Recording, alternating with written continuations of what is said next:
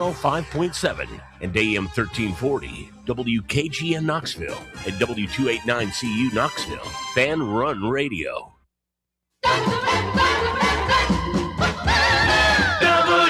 WKGN 1340, go Vols! You're tuned in to East Tennessee's premier sports radio call-in show. This is The Drive.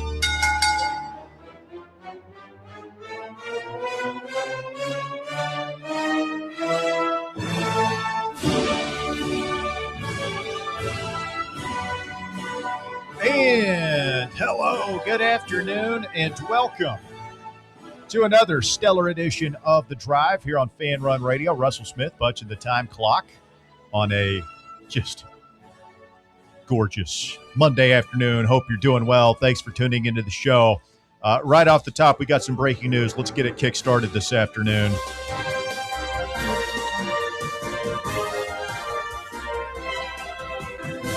Adam Schefter, ESPN, reports that after missing day 3 of the NFL draft to be with his family, Patriots head coach Mike Vrabel is back in the building working with the team today. That's our lead story. Wow, that's chilling. Back. Bob, you think he was he's back? His counseling appointment was somewhere off camera, like 2 rooms away from the war room on Saturday? I don't know. You think he got everything ironed out? A lot of healing that happens in 24 hours. 6+ year affair. He ain't got anything ironed out at home, bro. Figured out that weekend. Therapists are great these days, man. They do wonderful things.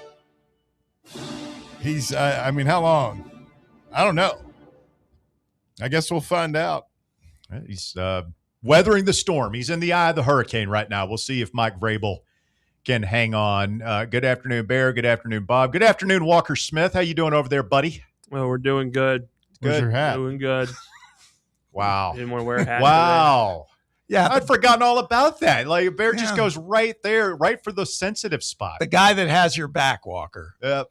That's your head boy. on a swivel, son. Remember that this week. Remember that in like 10 minutes when he tells you, "You're my guy. Mm-hmm. You're my guy."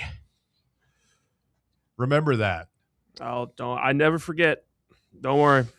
My head is always on a swivel from all angles over here. Well, it was a fantastic weekend. I had a chance to go to the Smokies game yesterday. It was just a beautiful day at the ballpark. I'll tell a quick story. I sent them a message this morning. I went with basically my whole family, my mom, my dad, my brother and his wife and their son and my son. My girls, wife and daughter didn't want to go, but whatever. So we had a big crew over there. Why is that funny? Why is that funny? It just is. Trying to explain a story.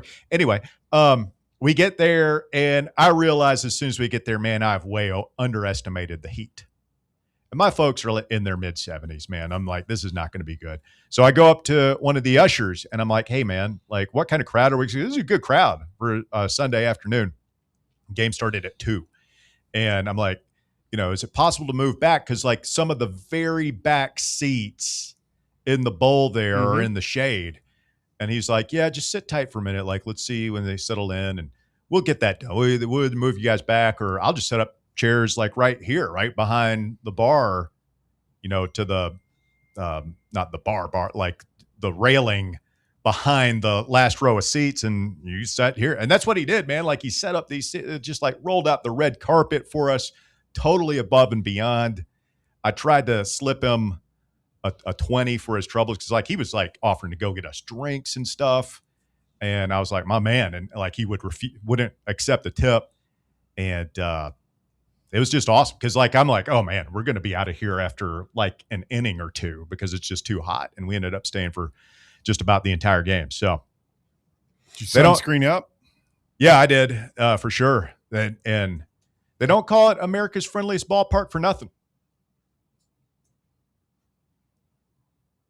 Yeah. Good people over there at Smokies Park. Go check them out, smokiesbaseball.com to get your tickets. Tell them Fan Run sent you. All right, so what's going on with Bob? I want to know, Bob, what's a weekend, a lazy weekend like at Casa de Baskerville? Your first son is like he's off on his own. Your daughter, Yes. You got teenage daughter like mine. She's probably not hanging out with dad too much. Like what now that basketball season is over, what do you do? We just hang out. We went and saw a little Broadway at the Tennessee Theater last night. The Outsiders. The Outsiders. That was more for my daughter because she had read the book. Great book. It is a great book. Somehow I thought the movie was good way back when. With that Matt Dillon, Rob Lowe, Tom Cruise, Patrick Swayze, ensemble cast. I always forget Tom Cruise is in that movie. Diane Lane, C. Thomas Howell, Ralph Macchio. I actually enjoyed that. Leif Garrett, rest in peace. That's a great movie. Yeah, but they decided to turn it into a musical. Really? That's not quite what I guess I should have known better when I went last night. Well, I mean, you're going to Broadway at the Tennessee Theater. I thought it might be more of a play than a musical. So it felt like there were a lot of kind of Hamilton ripoff vibes to it. Oh, and really? Everything. Yeah, it was a little hip hoppy. It was a little hip hoppy. It was well done, and people by and large, it's very popular. So I'm probably the minority. But I'd prefer the movie. That's all. Yeah, my wife went to see it last week. She said it was pretty good. Yeah, I thought it was good. So we did that. Other than that, we went out for a little dinner Saturday night, and that was it. Kind of low key. It was nice. That was one of the last movies to get shot in. Was it like 70 millimeter the Panavision? Like, that film looks different. Yeah, looks old school. Yeah, I don't know, but I did enjoy the movie. I remember it well. Stay gold, Pony Boy. That's what you got to remember. I think I saw that years ago, but I don't remember anything and about it. The theme song, little trivia here. I played it in the car for the family last night because I remembered it. Stay Gold? Stay Gold. By Stevie Wonder? Stevie Wonder. Yep. Did you sing it? No, I played it. I have it on. Sing it. That'd be killer if you could. Was that, how they have twin movies sometimes, like the Wyatt Earp movie with Kevin Costner came out at the same time as Tombstone, which was much better. And there were like a couple of space movies that came out like that. That happens a lot. I was reading a whole Wikipedia page about, like, they call them, I think, twin movies or something. Like Deep Impact and Armageddon. Yeah. Like the same movie will come out at the same time. And was the Outsiders related to the Warriors? No, not at all. No. And they aren't within what, like Bob, like maybe 5-10 years. Yeah, I mean more than 10. I remember the Warriors. That was like borderline silly. I think they were a little closer than that, Bear, but it was like Outsiders was like 82 or 83, and then I think Warriors was like 75, 76, wasn't it? No, later. I was going to say mid 80s. The Warriors? Yeah. Warriors. You sure? Come out to I don't play. know. Maybe Yeah, I'm wrong. I would say don't know. Warriors was like 1980-ish. I thought If I it was had to in the guess, I would say 70s. 80. I remember being like a little kid when that came. I don't know. But at the time, like New York was it was just a festering, it was awful. Not a good place. No. What was Where was Outsiders set? Tulsa, Oklahoma? Really? Yeah. Mm-hmm. Yeah, between Socias and the Greasers. Yeah, you read this in school, right? I read it on my own. Oh, okay. When I was in like middle school, my mom gave me the book and told me to read it. Said I didn't have an option, so I read it. It was really good. It's about, She's in the movie. The lady that wrote the book. I thought you were going to say Walker's mom. No, It's like, S.E. that'd be Hinton. impressive. Wouldn't it be the first fan-run worker whose mom was a star on the Famous. silver screen? case study on socioeconomic status, boys. Okay. Yeah, there's a lot of clever subtext in there. I guess. Pretty deep. I guess. All I can think of though, when I was seeing that as a musical last night, I was like, "Oh, this is what was it in the movie? The Producers. The name of the play was Hitler in Springtime. Hitler in Spring. Oh God, That's fantastic. Well, there was Hitler in Springtime was from the Producers. Yeah. Hitler on Ice That was from that was the end of History of the the World Part 2 or Yeah. Part 1, whatever it was called. That was like Mel the Brooks. future. Yep. So, all right, good. Everybody had a good weekend. Yeah. Good to was hear. Good. Very good. Very relaxing. Got a lot of stuff done. The University of Tennessee announces that for the third consecutive year, The university paced all D1 schools in combined attendance across football, men's basketball, and women's basketball. The stat that you didn't know anybody kept track of. Yes, 3 years in a row, Tennessee dominating in attendance in football, and then the combined basketball programs. Athletics director, vice chancellor, and director of athletics, Daniel White, says the power and passion of Vol Nation are unrivaled, and there is simply nothing like it in sports. Once again, Vol Nation proves beyond a doubt that the absolute best fans in the country are right here on Rocky Top. Ring, ring. Your phone's ringing. It's the ticket office calling. Yeah. I mean, we have been holding up our end of the bargain through thick and thin for a long time. Yes. More than holding up our end. We're paying the higher prices. Just need a little bit more winning. 1,181,715 fans came through its gates across 37 home events in those three sports. Over 138,000 greater than second place Texas A&M. Amateurs. It's a women's program. You would think that a Colt has a better attendance. I noticed they've bounced back in baseball a little bit. Yeah. They're kind of on a tear here. They won. Did they win at Florida this weekend? 2 or 3. You know, I thought aren't they playing Alabama or no? They play We rubber played matches Alabama today, right? Yeah. For softball, Lady Vols softball. I thought that's what we were I'm talking talking about baseball. Oh, Oh, I got confused because it's 1-1 in softball. yeah. Is that series still going? Yeah, Yeah, it's got one more. It's tonight's a rubber Huh. match. Oh, good for them. Well, I saw where Alabama beat the brakes off us when we wore those blue jerseys. We came back and wore the orange on orange and got it done.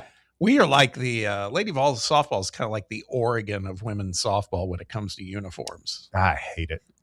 I don't like. They'd go full out on Summit Blue. I can't be too much of a hot taker though, because Imagine Gabriel somewhere slapping himself. he's into it now. He likes the blue. Well, he likes women's softball. Oh yeah. I don't care. I've told you before. Like, I just can't You don't get into follow it. Yeah. Nothing against it. Like, if it's your thing, Sure. go for it. I just can't get into it. But our school colors are orange and white, man. Well, Ray Mears introduced Columbia blue into it. Yeah, as an accent color. Come on. And then Pat Summit As an Lady Vols accent kind of color. rocketed to superstardom wearing it. As an accent color. It's weird. Like another school that did that was Maryland. Maryland used to be red and black. Now they're red, black, and gold. God, have you seen those god awful? They've always had the yellow there. Not the way flag. back when. No. Not way back when. Are you sure? Positive. We Positive. played him in the Civ. We played him in Boomer Esiason. Was their quarterback. I remember they had a lot of gold when we played them in that Peach Bowl in like 03, 04 when they beat the brakes off us. I'm older than you. You tell me Earlier Lenny than- Bias never wore any gold on his I uniform? thought they were red and black back then. Pretty sure they were the Terps. To go back and Now I'm do gonna the White research. was their accent. We do our research. Red Have you done Certainly your Juan research? Dixon had a lot of yellow on that year. Oh, in the 2000s, Steve most Blake. definitely. They've had some funky looking alternates. Who was the big load inside on that team? Baxter? Is that Lonnie Baxter. Lonnie Baxter? Was he on that team? I think so. They had a squad that year. Was Vernon Davis there? We're talking about basketball. Oh, we're still talking about the Peach Bowl. Speaking Vernon Davis of- was on one of those teams we played against him. Speaking of unicolors, Bear shared this with me. This is the Dodgers Japanese Heritage Night jersey. What? That looks like That's got to be fake news. That's got to be AI. no, it's from MLB. Are we sure? I thought of something so awful when I was looking at it. I Yeah, can't it's from say the it. official account of Major League I Baseball. just can't. What, I mean, that looks like something out of Big Trouble in Little China. Yeah, I thought it looked pretty good. no, I think it looks horrible. Talk about With the. all due respect to Dodgers. the Japanese heritage. I noticed that because I watched a lot of baseball this weekend, and Friday night they had a doubleheader on Apple TV. They do a good job with their baseball presentation, and I watched that after I just vegged out Friday night. Watched our game, beating the brakes off Alabama. Boy, did that feel good. Watched the end of the Braves dominating the Phillies. That felt good. And then the Cubs winning their 10th in a row against your Dodgers. Did y'all come back and win that? I know you won Saturday. Did you win yesterday? Won yesterday, too. All right, so Dodgers take that series. But, yeah, I noticed, like, in Dodger Stadium, there's so much Japanese advertising and stuff that's happening. I mean, they're just it's a market. Sell a lot of jerseys over there, I would imagine. Yeah. I bet they make almost all of the money they're putting into Shohei's contract. They make a profit on it just on their Japanese advertising alone. You know what the name of my fantasy baseball team is, boys? I should be clever because I have Ohtani on the team. There's no business like show business. It's actually he's so proud of that. Did you hear the like he almost laughed at his own joke. Show is spelled S-H-O, by the way. Yep. The dramatic pause. There's no business like show business. It's very good. It's very good. I mean, it's good. It's good. No, I mean, I can never think up of a clever fantasy name in football. Everybody Freshwater has Sarks. There we go. GBO Kyle Beach says Maryland didn't have yellow in their uniforms until the 80s and 90s when it went away in 93 and came back in 2011. Huh. Maybe Len Bias did wear it. I feel like that's what I'm telling you. Len Bias did wear red and black. Oh, but he's saying the yellow was in their uniform in the 80s and then went away in 93 and then came back 2011. Well, we'll do some internet sleuthing here during the break. When we continue, Juke Harris watch this week. Chris Lowe casually letting it slip on Bob's Sunday night lowdown with Chris Lowe on Rocky Top Insider that he believes Juke Harris could give Tennessee some good news this week. We'll talk about what that means for Tennessee basketball, plus the baseballs. Huge Friday. What a day that was. Kind of a weird day in here. We were doing the show during the games, and we didn't have the phone lines. We won, though. It felt good. It felt good. We didn't just win. We dominated. Yeah, never wore the gold, did he? They have a gold, like an all yellow jersey. It's got a yellow jersey. It's like a gold uniform. Can't see the gold, can you, Russ? Wow. Now, but see that picture? Okay. See? That's in black and white, Bob. But that's just red and you are on one today. Baskerville comes out of the gates firing. It's Monday. Show me a black and white photo. Yep. See? There's no yellow in this one. Just show me a black and white photo. I'm showing you a color one right now. That's red and white with a little bit of black. It is. So half right. Stay with us. You're listening to The Drive on Fan Run Radio. We're back with more right after this. The Drive. Check out exclusive Fan Run video content on YouTube. Just search Fan Run Sports and be sure to like and subscribe. What kind of day is it? It's a White Claw day. Grab a pack, grab your friends. Everything else in life can wait. Your friends shouldn't. Let's go. White Claw. Grab life by the claw. Please drink responsibly. Hard seltzer with flavors. White Claw Seltzer Works, Chicago, Illinois. Rickard Ridge Barbecue. It's more than just dinner. It's a destination. Hey, this is Russell Smith, and whenever somebody asks me for a barbecue recommendation, I always tell them to take the quick drive up I-75 and visit Rickard Ridge Barbecue. Rickard Ridge is about a 20-minute drive up I-75 from downtown Knoxville. Just take exit 134 in Caryville, hang a right, and Rickard Ridge is tucked just inside Cove Lake State Park on your left. You can't miss it. Fall off the bone Memphis-style baby back ribs, slow-smoked chicken thighs, fresh, juicy, hand-cut steaks. Rickard Ridge has it all. And this ain't no Yankee chain store fly-by-night operation either. Owner Mark Rickard has spent years honing his smoking skills in Memphis, and his secret recipe and techniques have been driving East Tennessee wild for years. So make time to check him out. Rickard Ridge Barbecue inside Cove Lake State Park and online at rickardridgebbq.com. We really need to get some branded stuff. Shirts, hats, promo items, something professional. I mean, we could just find a website and order a bunch of it ourselves. You could, but you're taking a big risk. You don't know the quality, the fit, the timeline. It's a roll of the dice. Yeah, I guess, but isn't that how everyone does it now? Not the ones who actually care about how their brand looks. Look, if we're putting our name on it, it needs to be done right. We need SM Athletics. SM Athletics? Yeah, they specialize in working with businesses like ours. apparel, hats, promo gear, but real, customized stuff. They actually care if it turns out right. Probably a lot better than getting stuck with 100 t-shirts with crooked logos. Exactly. Plus, they'll walk you through everything, sizing, colors, material, so it matches the image we're trying to build. Makes sense. What's the name again? SM Athletics. Trust me, if you want to look like a real company, not a flea market stand, this is the move. If you're serious about your brand, work with people who are serious about getting it right. SM Athletics.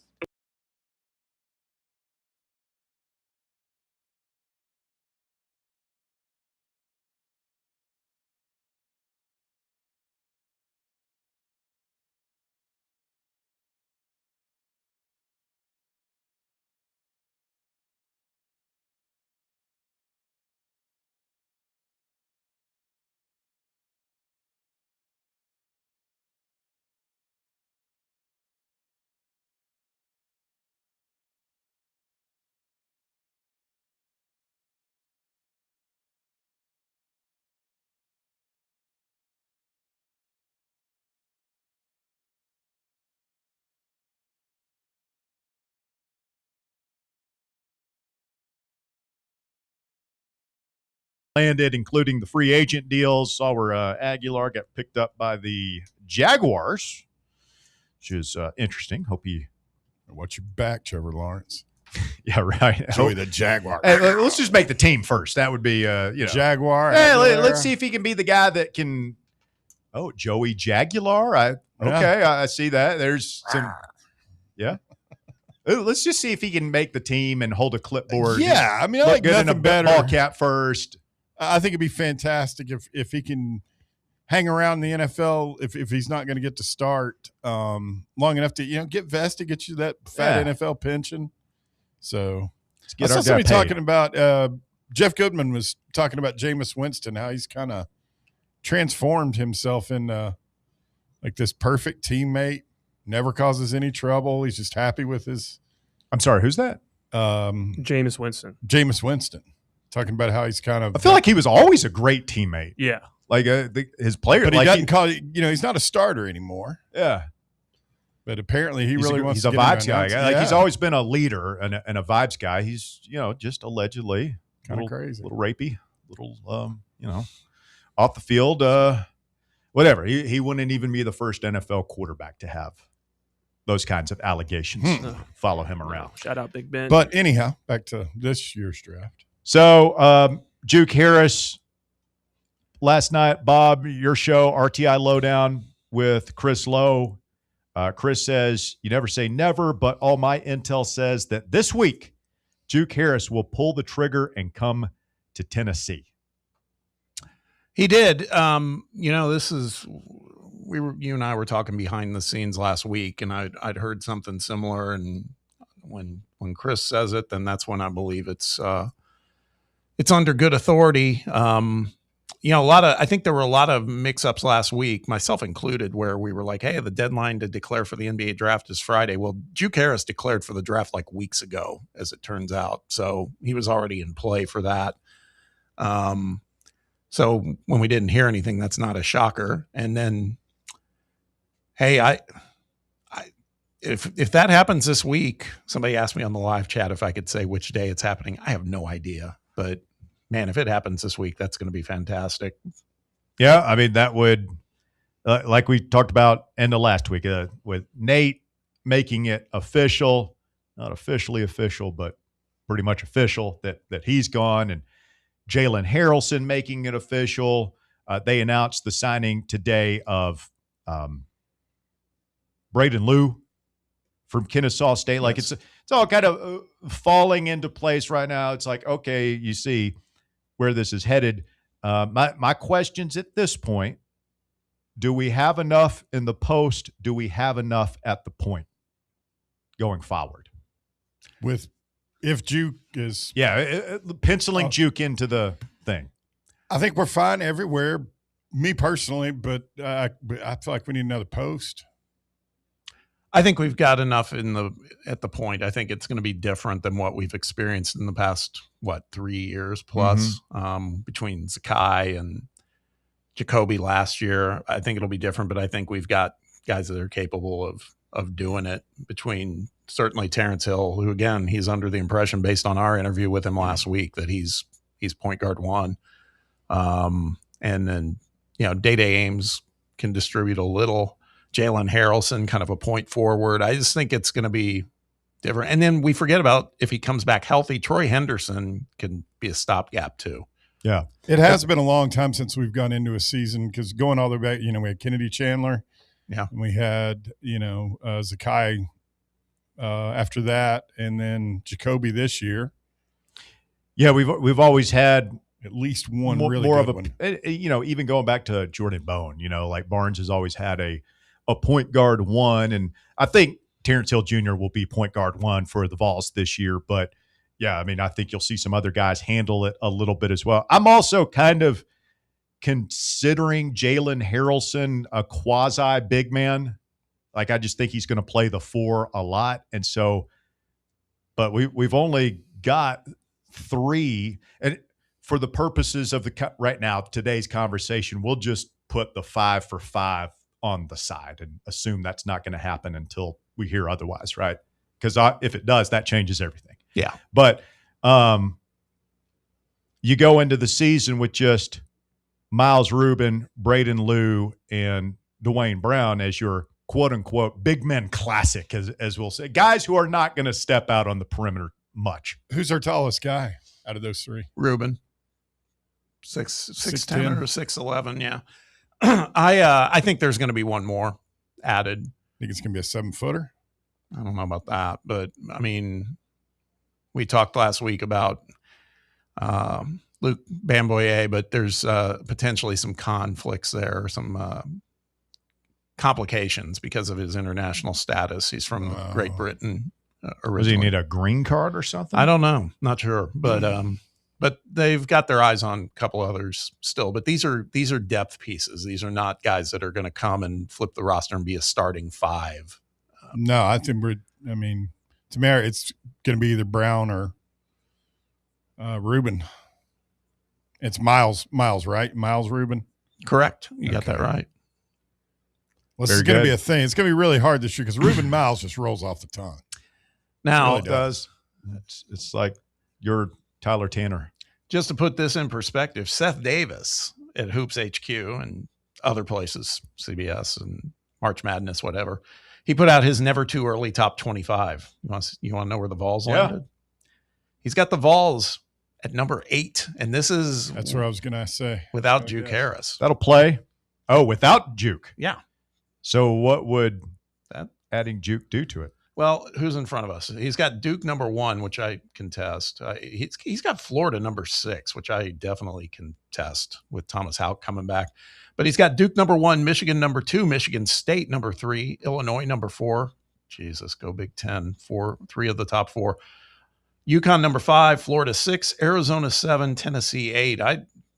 This thing's wonky. I mean, because I think even with Juke Harris, we're probably neck and neck with Florida. I can't imagine we'd go up too much more, but 8 is pretty solid to start.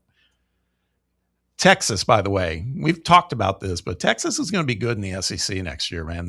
He's got them preseason ranked 9th. Did you see the tweet? I cannot remember who put this out, but they took like the combined average points, rebounds, assists of all the players we lost to the portal. Oh, Shumpert. It was Shump. I was just looking through his Twitter feed. I couldn't find it. I thought it was. But it was like it went from like 30 points per game to 80. Yeah, it was a little. He got called to put to task on this because, well, he didn't include Jacoby or Nate. He was. I mean, so it. But I see where he's coming from, though. No, it's guys that we could have possibly brought back. Jacoby and Nate were done. Yeah. Either exhausted their eligibility or going pro. Yeah, voluntarily. So we're talking about the guys that left versus the guys that left and the guys we replaced them with. The guys that left and could have stayed, we could have chosen to meet their asking price. No, that's what I was saying last week. It's like short of Amari Evans, I just don't feel badly about any of it. I mean, and all you have to do is look at what happened this weekend in the NFL draft at Jermod McCoy, and what I'm drawing a comparison to is JP Estrella. Yeah. It's like Man, you just never know. You just never know with when they have medical complications. JP may do great at Michigan. I hope he does actually, but I'd say it could go the other way too, really easily. And that they're talking over there. The people that make the decisions about the money and the coaches and the medical staff. Yeah, he's high risk. Yeah, well, I think we're pretty set right now. We'll see. They add. I mean, would you consider Bamboye, like if they can work through whatever red tape there is, how big an impact is that? Or is he kind of like a Tyrant, a Lou, like depth piece? I think he's a depth piece. That's what I was saying. Bamboye or whoever else they're looking at, they're not going to be a starter at the 5. I don't see that. So we're not completely done, but the big picture is done at this point. Fair to say? Yeah, short of Juke, I'd say yeah. So what's your all's like the 5 for 5? I mean, percentage wise, obviously, if that happens, we're not done. But that's like percentage wise, who knows? Who knows, man? Yeah, I feel like it'd be Final Four bust if they pass that. If we got Big Boy back. I mean, it might be Final Four or bust anyway. I mean, if pundits are saying we're number 8 without Juke, yeah, and you add him in, I mean, that's probably putting you in the top 5 there. I mean, at some point, you got to stop talking about it. You got to go out and do it. We might be there. We might be there. Final Four or bust. We're basketball school right now. Final Four or bust. Walker, you buying it? Is that fair? Yeah, I'm buying it. When we've gotten just about every single person we've brought on campus and every person Rick Barnes wants, then yeah, you got to assume this is the team that he sees going to the Final Four, which like last year it wasn't this way. Yeah, we got Nate. Yeah, we got Jacoby, but we missed out on a lot of guys that we brought onto campus and we wanted. That's not the case this time. I just keep going back to what he said, some of his quotes last week, that he finds this era the least taxing. I guess I'm paraphrasing. Maybe we'll coach for another 5 years, man. Maybe we'll go to a couple of these things. Win a natty. Maybe we're setting our sights too low. You ever think about that? God, what a night that would be. Joshy Boy on the live chat pops in and says Tennessee will never make a Final Four. Joshy Boy, come on. You had made such good strides. Such good strides. And now this is how you're going to start off your week, Joshy Boy. It's an outrage. Absolutely ridiculous. Michael Moats reminds us that Seth Davis is a Duke alum, which is true. He put him in his number 1. Okay. I mean, like, they're going to be good. Guys have to go somewhere. They got arguably one of the top 3 portal assets coming in, that John Blackwell kid. So, I mean, they're Duke. They're going to be good. Doesn't Seth Davis wasn't his mom in the Clinton administration or something like that? Dad, wasn't it Lanny Davis? Isn't that his dad? What was he? Was he some kind of commissioner, department head? It was one of the Clinton crew. Was he like embroiled in scandal or just? I mean, like I said, he was part of the Clinton crew. Those are not mutually exclusive? No, not in almost any of these administrations. No matter who they are. The other thing that happened today, man, this has got to be just killing Kentucky fans. We talked about. You say that like you're so concerned about it. No, I think it's great. They talk about Florida. We've talked about them. We talk about our team, feeling good about our team. Talked about Texas. Texas is going to be good.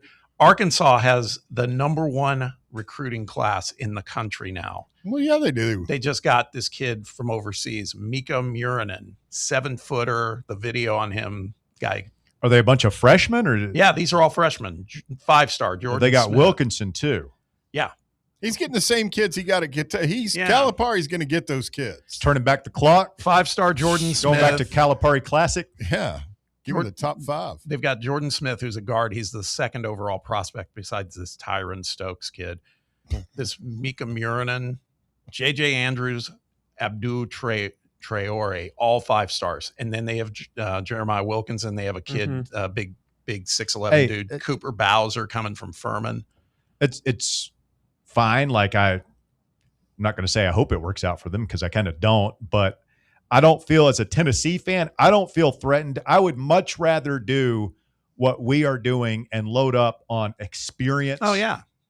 Older guys who've played a lot of college basketball than play with a bunch of kids. And like I could see him taking some lumps early. I think he gets them to the tournament, and they're probably a pretty tough out, but I would rather do what we're doing. I just think you've seen college basketball the past couple of years, and experience kills. Well, and I think it just depends on the coach. I mean, Calipari has made the freshman one and done thing work really well over the course of time.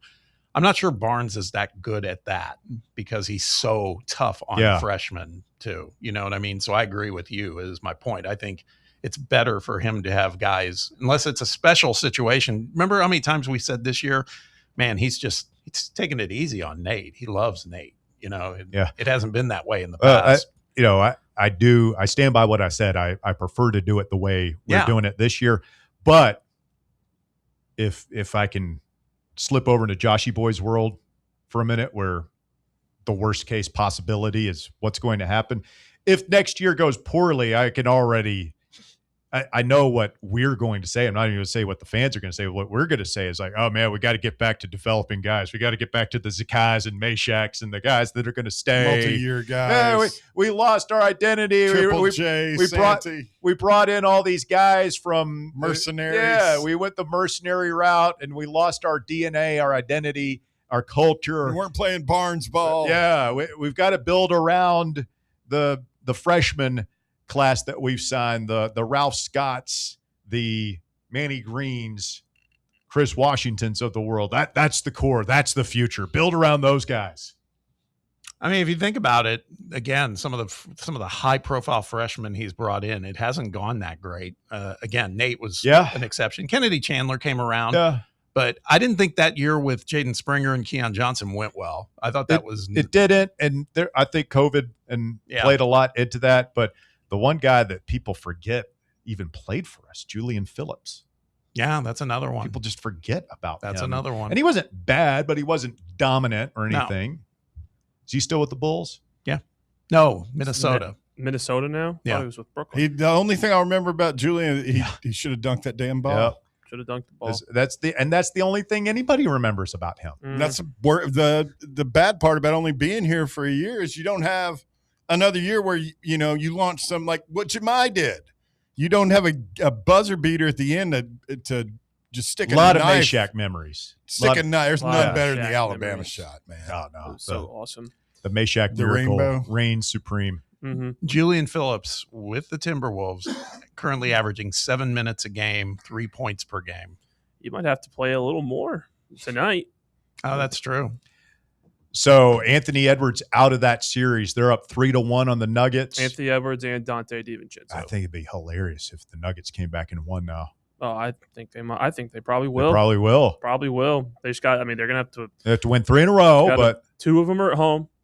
Denver, Minnesota, Denver. You got to win Game 6, but who knows? By the way, I did some quick research on the 5-for-5 stuff recently. Have you done your research? Just to clarify the 5-for-5 rule situation. So basically, they could vote on passing this. A vote could be held in mid-May. So sometimes in the next 3 or 4 weeks, they can hold this vote, which then it would go into effect in June.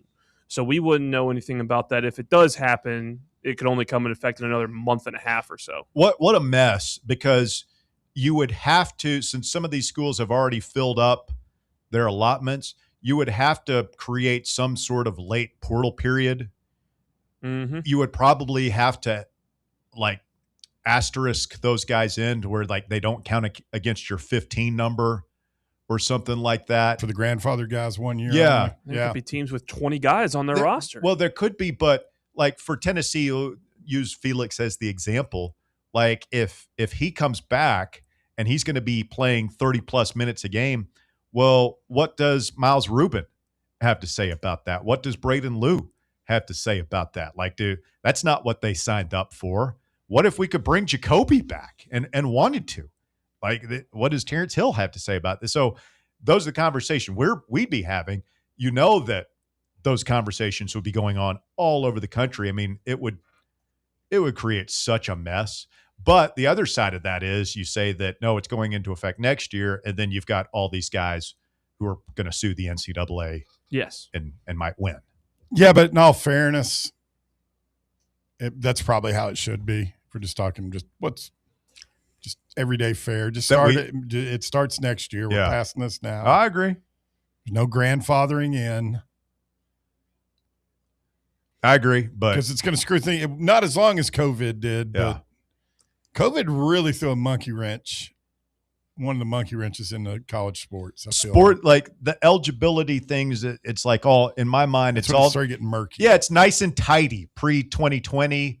It's like every now and then you had a guy who like redshirted his first year and then tore up his knee before his senior year and got to play 6 years. Hardship, yeah. A kid that was getting very rare, but every now and then that happened, and it was so rare that you just sort of whatever. Yeah. Now it's this guy's going on his 7th school. He's got a wife and 2 kids. Yeah, and you're like, I don't remember how long has he been playing? Oh, he started in 2018. Okay. I mean, there are guys literally played this past year that are like 2 or 3 years older than Walker. Yeah. And they're still in college. Yeah. They're guys who can't be on their parents' insurance that are playing college basketball. That's good. Just got another way too early top 25. This one from Jeff Borzello of ESPN. And while it has us ranked lower, I actually like this one better than Seth Davis. Why? Because he's got Florida number 1. That's what should be happening. He's got Gainesville Bob over here. Oh, they have Purdue ranked up there too. No. He's got Tennessee at 11, which I think is again without Juke. Yeah, that's fair. I think that's fair. I could see them at 7 or 8, 6, 7 or 8 with Juke. I believe that. I just get the feeling that that's for us to talk about. I think Rick Barnes really likes what he's got. Just listening to him speak at that media interview last week, and I think he feels like if this don't work, it ain't ever going to work. So he's just kind of like, this is going to be fun. I love everybody's taking his soundbite, which they should, and it's floating out there. Everybody's doing the whole quote production over retention, which was Rick's line. I love it. He's gone full money ball. Yep. I mean, we just had to. I mean, you saw it this year. It was painful at times. Just our offense would just go stagnant. We couldn't score. Old Billy Bean Barnes over there crunching the numbers. Coming up, we'll crunch the numbers on the NFL draft. Tennessee sees 5 guys go in the NFL draft from the Volunteers over the weekend. A bunch of undrafted free agent signings that we'll run through as well. Who got in a good situation, who's in a not so good situation, we'll discuss when we continue next right here on Fan Run Radio. The Drive. Start your morning off with your daily dose of talk sports with John Reed and Cody McClure from 8 to 11 right here on the flagship station for Tennessee fans. Fan Run Radio. Barley's has live music on weekends, general team trivia on Wednesday nights at 8 p.m., and now live sports trivia courtesy of the Knoxville Trivia Guys every Thursday night upstairs. The game starts at 7 p.m. and is free to play for everyone, so head on down to the Old City and show off your sports knowledge and win gift cards to Barley's. Use those gift cards to buy some delicious food and drinks, and you can take it all in with their wide selection of TVs and indoor projectors. Barley's Tap Room and Pizzeria. Hi, this is Dr. Stephen Malone at Knoxville Smiles. Has it been a while since your last dental visit? If so, I'd like to invite you to come see us. At Knoxville Smiles, it's our vision to provide the best dental care in town in a relaxed, friendly environment. So if it's been a while and you've been putting it off, don't wait any longer. Come see us at Knoxville Smiles. You can schedule an appointment online at knoxvillesmiles.com or by phone at 865-539-1776. Vol fans, reimagine your home at Broadway Carpets and Flooring for any remodeling or building needs. With a variety of carpets, rugs, hardwood, vinyl, and stone, Broadway has all the flooring and installation options you're looking for, including pet-resistant products like Pet Perfect Carpet from Shaw Floors. Visit their showroom in downtown Knoxville or the location in West Knoxville located on Kingston Pike near Pellissippi Parkway today. Are you ready for the start of a new season? Maybe looking for your team to go on a tournament run? Get game day ready with Crumble. Head on over to your nearest location and pick up 12 pre-selected cookies plus exclusive toppers. When you're looking for dessert options, there's no question about who you should call on. Our listeners already know. Last year, the Dubai chocolate was a home run, along with the brownie batter. Oreo crumb was another crowd favorite. What new flavor will set the standard this season? If you're in the Knoxville area, there are 3 locations ready to serve you: Clinton Highway, Parkside Drive, and Maryville. Download the Crumble app to build your best lineup and vote on the best combos. You can even put your bid in to request a new flavor. Order in the app and slide on over to your nearest location. Tell them Fan Run sent you, and as always, it's for the fans, by the fans. Don't miss the cookies.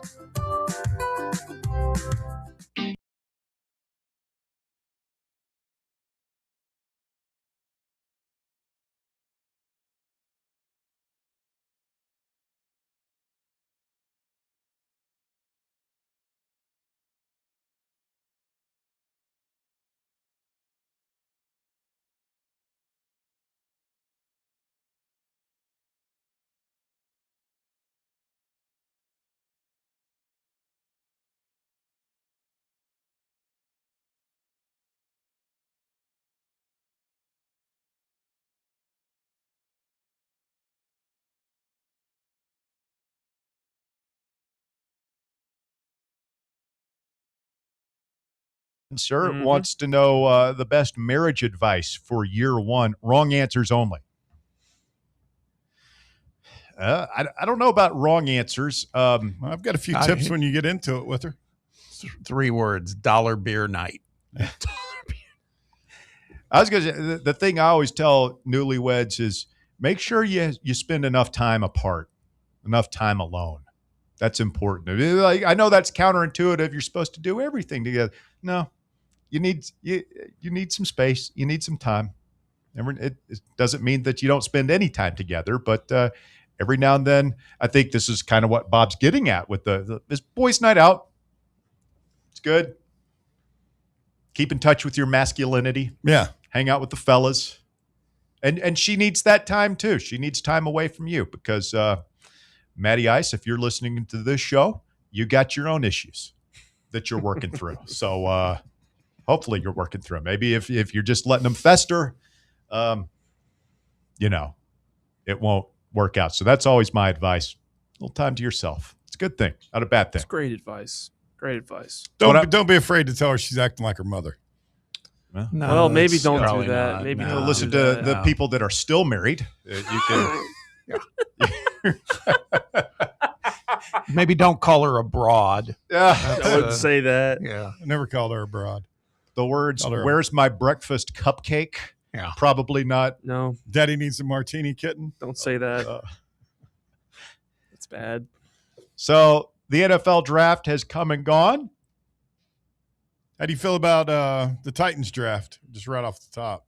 I feel fine about it. Like it's a B plus, probably. Like, and we won't know for what 2 years. Yeah, there's not a lot of star power there, but we've got one of the best players in the draft. Yeah, we'll see how Carnell does. I think he's pretty good. I really like the pick of Anthony Hill Jr.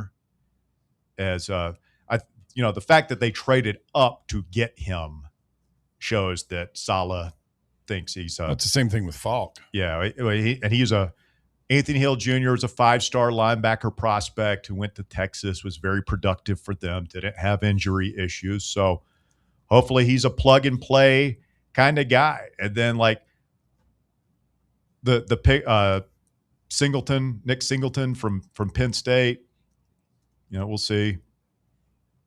Running backs are notoriously hard to judge, I think, coming into that league. And then you took the offensive. What about the offensive lineman that stomped on the dude's ankle in the pile? You had to like that. Did you see it? Mm-mm. No, you don't know what I'm talking about? No. Oh, like we drafted Carmona. I think it's Fernando Carmona out of Arkansas.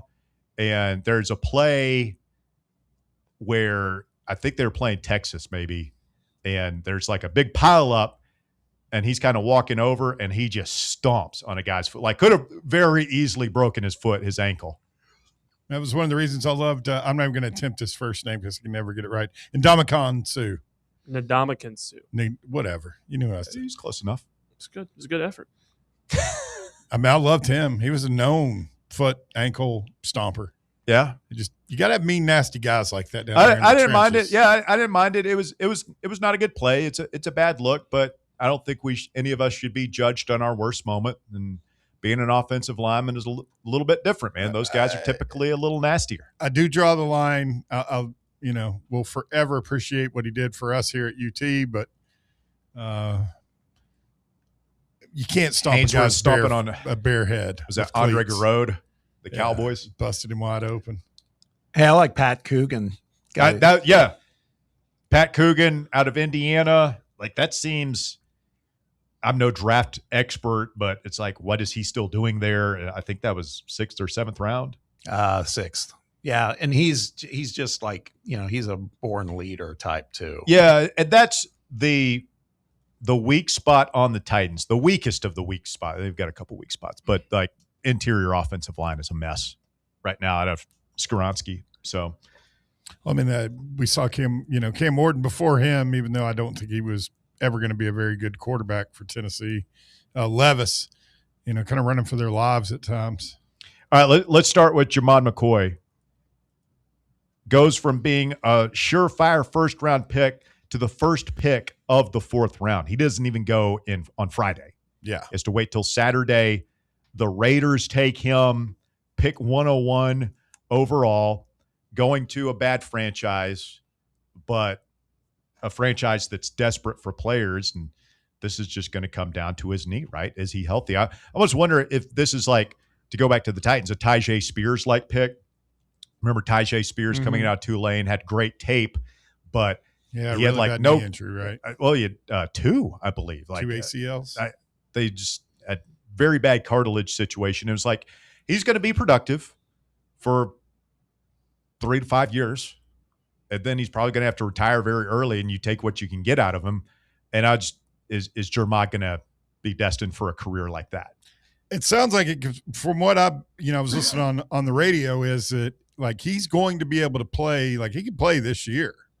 Yeah. But it's a situation where, it could be one play and then he could damage it again. Yeah. I mean, I guess for him, for the Raiders, if you're using a 4th rounder on that guy and he's a starter for you for the 3 or 4 years, and then something happens, you've gotten your money's worth. Yeah, like that's a cold-hearted business way to look at it, but that's probably how you're feeling. I saw a video compilation. He was one of the, overall, one of the highest graded players in this draft before the knee stuff popped up again. But if he can if he can get there and play and stay healthy and show that he's healthy, then they got a hell of a deal. They got one of the all-time steals. Well, yeah, they got a guy who conceivably could have been the number 1 overall draft pick and got him at 101. I don't know if there's any talk of him being the number 1 overall draft pick. I don't know, man. I didn't think that much about it until I saw it. It was like all the talking heads saying, all these scouts, they had him graded out as number 1. As the number 1 cornerback. Yeah. Not the number 1 overall player. But he did, I mean, after that combine show out, there were a couple saying, hey, don't be surprised if he ends up in the top 10. I was like, wow. So then that just got everybody spun up, and then we saw what happened. I mean, outside of needing a quarterback, I would have taken him if his knee was completely healthy. I would have taken him over everybody but Fernando Mendoza, and that's just because the Raiders are desperate and need a quarterback. Bob, you said Friday that you liked the Giants picking at 37 in round 2 as a landing spot for Jamad. Well, it's a landing spot for a Vol, but it's not Jamad. Colton Hood, the first Vol off the board, he goes in round 2, 37th to the Giants. Yeah, and I'm telling you, I think they're building something with that defense, and with John Harbaugh there now, you've got so much young talent. Brian Burns, Kayvon Thibodeau, Arvell Reese now. He's got a type he goes after. Yeah, I mean, this is a good landing spot for Hood. What a great story that is, too, by the way. I mean, just kind of not wanted at Colorado. That's what it felt When like. Deion said he wasn't quick enough. Something like that. He went off the board quick in round 2 there. Chris Brazzell going to the Panthers in round 3. Interesting landing spot for him. The Panthers showing signs of life last year. They got a lot of receivers, though. I mean, good ones, too. Tet McMillan, Xavier Leggett. But that might put a little less pressure on him, but it's going to be competitive there. Joshua Josephs, round 5 to Bears Commies. That's a good landing spot for him. I don't know anything about their pass rush situation, but hopefully he can improve it. It's very, very bad. It's not They good. have a very bad defense. So, yeah, he definitely could earn a spot. Yeah, he gets some playing time. And then Tyree West sneaking in the final round there, pick number 222 overall to the Detroit Lions. That might be a sneaky good pick. Yeah, I was wondering about him because, I mean, like he's a 4-star defensive lineman that we stole from Joe. Like it was a weird recruitment. And people were kind of excited when he signed here and we ended up getting him. But there was also a lot of, but did Georgia really want him kind of thing? And boy, he flashed a lot here. He did. But I crazy Dan Campbell and their staff. I don't ever feel like he was just a elite guy, though. Damn it, Walker. Setting that up. Stay with us. Hour number 2 of The Drive. Fan Run Radio, Accountability Island working against me this afternoon. Top 4 at 4 with the aforementioned Walker Smith. Coming up on many of these Fan Run affiliates, we'll go through Tennessee's free agency signing as well. A plethora of volunteers going to get an opportunity in summer camp. Hour number 2 of The Drive coming up next here on Fan Run Radio. The Drive. Fan Run Radio, where Big Orange Country comes to talk sports. Start your morning off with your daily dose of talk sports with John Reed and Cody McClure from 8 to 11. Then it's Tony Basilio from 11 to 1. The Playbook with William Pattison from 1 to 3. And The Drive from 3 to 6. It's 10 hours of hard-hitting local sports radio every day, right here on the flagship station for Tennessee fans. This is Fan Run Radio, Knoxville. In a world filled with deadlines and screens, sometimes we forget the simple joys of life, days filled with special moments. At Inward Half, we understand the essence of these moments. Feel the difference between our breathable fabrics and flexible apparel as you disconnect from the hustle and bustle and reconnect with what truly matters. Inward Half, simple luxury for on and off the course. Hey, Vols fans, Cody Brown here. I grew up right here in Tennessee and know what it means when someone says, I've got your back. That's why you can trust Farm Bureau Insurance of Tennessee. Whether it's your home, your vehicle, your family's future, or the business you built from the ground up, we will show up for all of your insurance needs. We are Tennesseans who understand what matters, which is doing right by you. Insurance is not all about just paperwork and policies, but it's about the people we insure every day. So if you want insurance that hits home, give me a call at 865-992-3871. Go Vols. Citizens National Bank. Life is more fun with a Good Life account, offering extra benefits, including bank travel. Experience the trip of a lifetime to Ireland. Explore rolling green hills, historic castles, and charming villages across the Emerald Isle. Get in on the fun. Call 865-429-7935 today. Citizens National Bank. Banking never felt so good. Member FDIC. Are you thinking of buying a home but don't know where to start? Well, call VFL Josh Travis, your local mortgage expert with Foundation Mortgage, based right here in Knoxville. Whether it's your first home or your forever home, he'll keep the process simple every step of the way. To get started, visit mortgagebrokerjosh.com or call 423-312-9777 today. Foundation Mortgage Company, LLC is an equal opportunity housing company. NMLS number 1387311. Hear that? That's the sound of your life. Perfectly imperfect. Beating in rhythm to the world you've created.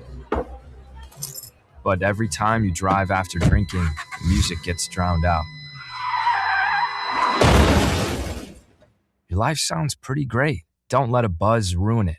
Buzz driving is drunk driving. Don't drive buzzed. A message from NHTSA and the Ad Council. You're listening to FM 105.7 and AM 1340, WKGN Knoxville, and W289CU Knoxville, Fan Run Radio. Okay, so we really need uniforms and equipment for this season. Can I trust you with that? Cool, I'll just order them online. What? Yeah, I'm going to hop online and I'm going to get them ordered. Hold up, that's not a good idea. We shouldn't just spend money on some random online retailer, okay? I mean, it seems pretty convenient. Trust me, it's a terrible idea. Let me simplify this for you. SM Athletics. Okay, how do you pronounce it? SM Athletics? They're the go-to for uniforms and equipment, whether it's for universities, high schools, youth leagues, you name it. So why wouldn't you rather go with professionals who can guide us through the process, design the perfect uniforms, and deliver the best equipment? Yeah, I guess that makes sense. What's the name again? SM Athletics. Right. It's definitely smarter to go with a company that emphasizes customer service, fair pricing, and, of course, excellent products. Exactly. So, yeah, I guess it's settled then. For uniforms and equipment for all sports, it's SM Athletics. It's time for the Drive's Top 4 at 4. Hour number 2 of the Drive underway. Fan Run Radio and the Top 4 at 4 brought to you this afternoon by Knoxville Smiles. Walker Smith, what you got? At number 1, on threes, Chris Lowe predicts Tennessee will land Wake Forest transfer Juke Harris later this week. Quote, "You never say never, but all my intel says that this week that Juke Harris will pull the trigger and come to Tennessee," Lowe said on the RTI Lowdown podcast Sunday evening. "I know his mom is a big fan of the program, a big fan of Rick Barnes. Tennessee was right there in and out of high school." Had 20-point games last season, including 30-point outbursts against NC State, Boston College, and Cal. 6.5 rebounds, 1.9 assists, 1.3 steals per game. It's some pretty big numbers right there. He's a stat sheet stuffer, baby. He's a scorer. He's a go-get-a-bucket guy. Hey, man, we could have two of them on the team, and him and Jalen Harrelson. I got Harrelson and Harris as my – I'll say forwards. I got Harrelson Wings. and Rubin as my forwards. Day / Lundblade and Harris as my wings. Terrence Hill Jr. is my point guard. Love it. Everybody can score. Everybody can score. And we get scoring off the bench, too. Lots of three-point shooting, and everybody can score, including Miles Rubin, by the way, who is, or Reuben Miles, as we might call him. Crafty around the basket. Got that left hand, soft hands around the hoop. I think he'll be able to score a little bit as well.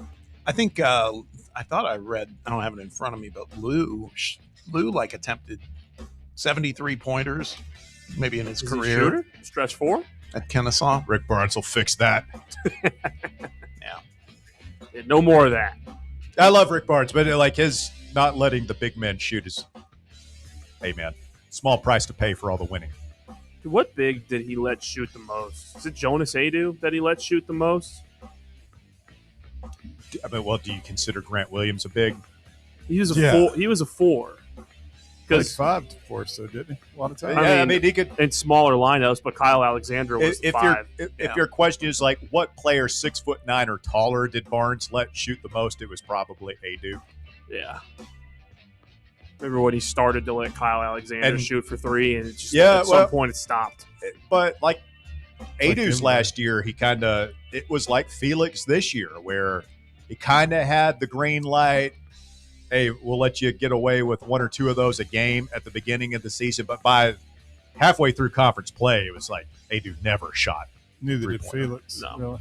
Did he? No. He wasn't a 5, but I guess, he kind of let Nate do it this year too. But Igor Milicic last year shot quite a few threes. Was not very good at it. He did shoot a lot of threes. Just forget about Igor. He's enthusiastic. About a shot.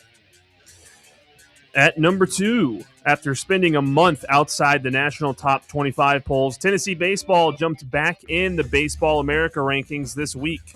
The Vols are positioned at number 24 by the publication, just in front of Alabama after taking 2 of 3 from the Tide in Knoxville this past weekend. The Vols remain unranked by D1 Baseball, Perfect Game, and USA Today. Yeah, I was surprised to see them ranked in that poll. Bottom line is it won't matter if you go up and lose this series at Kentucky. We'll talk to Jack Foster of Rocky Top Insider coming up here in 15 minutes about all things Tennessee baseball, but 6-3 in our last 9 conference games. Are we starting to put the pieces of the puzzle together here as we approach the final month of the season? I almost feel like I'm tempting the wrath of the whatever high atop the thing. To even talk about it? Yeah, I'm just adopting a next game mindset. By the way, Cam Appenzeller will start the midweek game tomorrow. Yep. That's Well, interesting. that's huge. So, I mean, every time I do, Russ, and we have, Thursday, whatever happened there, we almost killed the kid. Who? Talking about Tennessee, right? Yeah. And we had the beanball game on Thursday. Just hitting guys? Yeah. No, I mean, it's just, if you got to put it together. And this league is just, I saw Corbin talking about it again this weekend about just the strength of the league. And he's right. Like, I know their fans don't want to hear it, but he's right. And he was basically saying it's like Major League Baseball where nobody wins 70% of their games. Like, everybody's just like a couple of games above 500. Mm-hmm. And it's just a war of attrition. So can we beat Kentucky Friday night? I think that we'll probably move Tegan Kuhns back into the Friday night role, which I'm all for. So we got to figure out a way to win the first game of the series. Yeah. That's what's kind of stumped us. I dread this series more than almost any other. Kentucky's scuffling a little, though. Lost 2 of 3 at South Carolina this weekend. They always play out of their minds against us, it seems like, though, doesn't it? Yeah. Well, they've been a good team. They were in Omaha in same year as us, 24. Yeah. So, like, that guy he's got an identity that doesn't change. They bunt, they steal, they hit singles. It's just so boring. Manufacturing run. Well, it's not even. It's one thing if they play that way, but then they do all the Savannah Bananas stuff on the side too. The antics. Yeah, exactly. Are we allowed to talk about the antics as Tennessee fans? No. We don't do like choreographed showgirl type stuff like the way they do and Vanderbilt does, the ring around the rosy stuff. We do. Do we? Yeah, we do. A lot of synchronized clapping over the head, Yeah. I don't know. I think our traditions are a lot more manly than theirs are. They're the like the fur coat and the daddy hat are masculine traditions. The stuff that happens in the dugout's one thing. I mean, they get all the way out. They got their guys like straddling the rail. Have you ever seen that? Where all of them are doing it, and then it's like they're in a chorus line or something. Russ, help me. I'm sorry. If we did it, you'd think it's the coolest thing. I really would. Yes, you would. It's just the boys having fun. No, I didn't think it was cool when Jordan Beck was flipping off the other team. I did think that was cool, but I'm a Neanderthal. Exactly. I mean, it's just. You think I'd be pissed? You would not. If they were out there straddling the. Oh, it's so cool. Dugout. Tony lets his guys have fun. It's exactly what you would be saying. No, I wouldn't. Oh my God. It's a lie. It's just the weirdest thing ever. A whole damn baseball team straddling like it's just weird. It's weird as hell. Kind of like they're riding a pony. It's almost like they're in the hot tub together. That's what I was thinking. At number 3, Texas Tech transfer quarterback Brendan Sorsby, one of college football's top returning players, is checking into a residential treatment programming for a gambling addiction, the school announced today. Sorsby's decision to seek treatment came in the wake of the discovery of Sorsby making thousands of online bets on a variety of sports via a gambling app, which jeopardizes his eligibility with Texas Tech. The NCAA is investigating Sorsby's gambling as the organization forbids athletes from betting on both college and pro sports. Where do we think there's any way that Tennessee had caught wind of this? I wouldn't bet on it. Hey, Baskerville. I don't know, Bear. I mean, what was your line in hour one? I've already forgotten. There's no business like show business. It's true. He'll be here all week, folks. Be sure to tip your waiter. Yeah, That one went completely over my head. I don't think Tennessee Knew anything about it. Man. No. You dodged the We damn offered bullet him. then. Yeah, we offered him a bunch of money. Yeah. Whew. What a relief. That'd be fun though if we had gotten him. And this is what we're talking about today. How could you not know if you're Josh Heupel? How could you not know this Thousands of wagers were played. How did you not know this kid was going to Cincinnati Reds games and placing $1 bets on every pitch? Put the Dorito bag down and pay attention to your team. Whoa. Oh, Bob. Come on, man. I'd like to apologize for Bob Baskerville's conduct and behavior. It does not represent the thoughts and feelings of the rest of us here at Fan Run Radio. No. I wouldn't go that far. What is that? What does that mean? How far would you go? Bob's kind of funny. Maybe not say it. Pretty funny, though. All right. And at number 4, the Red Sox stunned MLB fans over the weekend as they announced the firing of longtime manager Alex Cora, along with 5 members of his staff, which included legend Jason Varitek. The move comes after a rough 10-17 start to the year before the firing. Cora was the manager that guided them to the World Series in 2018. Yeah, you get swept by the Yankees in Fenway. You're 10-17. I was watching that Netflix did a Drive to Survive type thing. Yeah, well, about I was Boston trying Red to remember Sox. what's the An HBO Insider. one, Hard Knock Style. Hard Knock Style. Documentary about the Red Sox. It was really good. And is it Breslow? Yeah, Craig Breslow is the GM there. Yep. And I always thought they had a good working relationship. Apparently not. No, apparently they hated each other's guts. Well, it's, Alex Cora's kind of older baseball guy, feels it out a lot, uses analytics, but kind of has his way of doing things. And Breslow is all about the numbers and a system that he thinks should be used. But he to was get also wins. a bit he pitched for the Red Sox. Yeah. He was a long time big leaguer. He was too. So he wasn't, the typical Ivy League nerd. It just, This is a Jonah ball Hill player. and Moneyball typing the numbers out he was kind of straddling those worlds. But it's on Netflix. Yes. Mm-hmm. It's a good watch. Alex Cora implicated in the sign stealing thing with the Astros, whatever happened there. I think he was a bench coach for them. They were cheating. That's what happened there. Mm-hmm. Him and Carlos Beltran banging on that trash can down there. It happened. All of a sudden, you can't cheat. You don't have the answers to the quiz, and it's not so easy anymore, is it, AC? He won the championship the year after. Like I said, it's very easy, even when you don't have the answers to the quiz. Thank you, Walker. Of course. Yeah, I'll be interested to see. Everybody gives the Mets a hard time. The Phillies are just as bad as the Mets. They're both bad. They had lost 10 in a row until they beat Atlanta Saturday night. And at least the Mets have Francisco Lindor is injured. The Phillies are still trotting Trey Turner, Schwarber, and Bryce Harper. Yeah. Out there and still getting their brains beat out. Yeah. Phillies. Our buddy Tony's not handling it well. He had a meltdown on air the other day about the Phillies. He should. It's not good. And the Mets are having the mega meltdown right now. So if I were those managers, I'd be head on a swivel. I might even go ahead and pack my bags, freshen up the old resume, if you know what I'm saying. Are y'all still in first? In our division? Yeah, we are by a game. We're 4th in the National League. I saw the walk-off y'all had the other night. And a rain delay of 3 people in the stands. It was so awesome.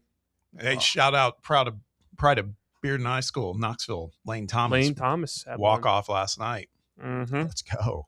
3-run homer in the 10th inning. Yeah. We had a Knoxvillian in the Talladega race yesterday, Chad Fincham. Really? Yeah. Got caught up in the big one. Is he related to our boy Sean Fincham? I don't think so. Although you see I'm not him positive. going nuclear on UT on his You socials. can only push Finch so far, man. I don't know what happened there. Oh. Hate it when Big the Sean's got relationship temp. goes sideways like that. It's happened. It happens. The Phillies and Mets have the two worst records in baseball by a couple games. Yeah, but I mean, the Mets have like a Dodgers-like level payroll, don't they? Yeah, and so do the Phillies. Like, they're both top 5 payrolls in baseball. Phillies, Mets. Not good and a good return on their investment. No, certainly not. Couldn't happen to a nicer bunch of people, though. Phillies fans. Certainly not. Bear, I've got one for you. Take a guess. Who's leading the American League West right now? Oh. Can you name all 5 American League West teams? Probably not. No, you could not. Would it be the Angels? No. Really? No, sir. I know they've got the hottest pitcher in baseball right now. Actually, you're right. Soriano. He's good. He's been pretty good. He's got a .25 ERA right now. Giants? They're in the National League West. American League West. I have no idea, Bob, who. It's the Athletics. The A's, the swinging A's. I think I did. I looked at the standings last week and noticed they were up there. It just says the Athletics. It's close. I mean, they're like a game ahead or something. A negative 8 run differential. Yeah. Where is Simo at right now? Is he in AAA or? Yeah. I believe so. It's a good question. Why isn't he up there at the big club? He's playing 4A ball. See where Drew Gilbert's tearing it up for the Giants here lately? Mm-hmm. Yeah, I also saw where somebody put a funny tweet out. It said, or a post, I can't remember where I saw it. Crochet, Dolander, and Burns, should Tony have won more titles? Probably. Because they're absolutely – Doe's killing it right now. He mowed down the Mets yesterday, him and Halverson. And Burns has been – awesome. Yeah. My guy. Crochet not been great to start the year, i.e. why Alex Cora might have gotten fired. Coming up, we visit with Jack Foster, Rocky Top Insider. He was at Lindsey Nelson for the 3 games against Alabama. Are we back?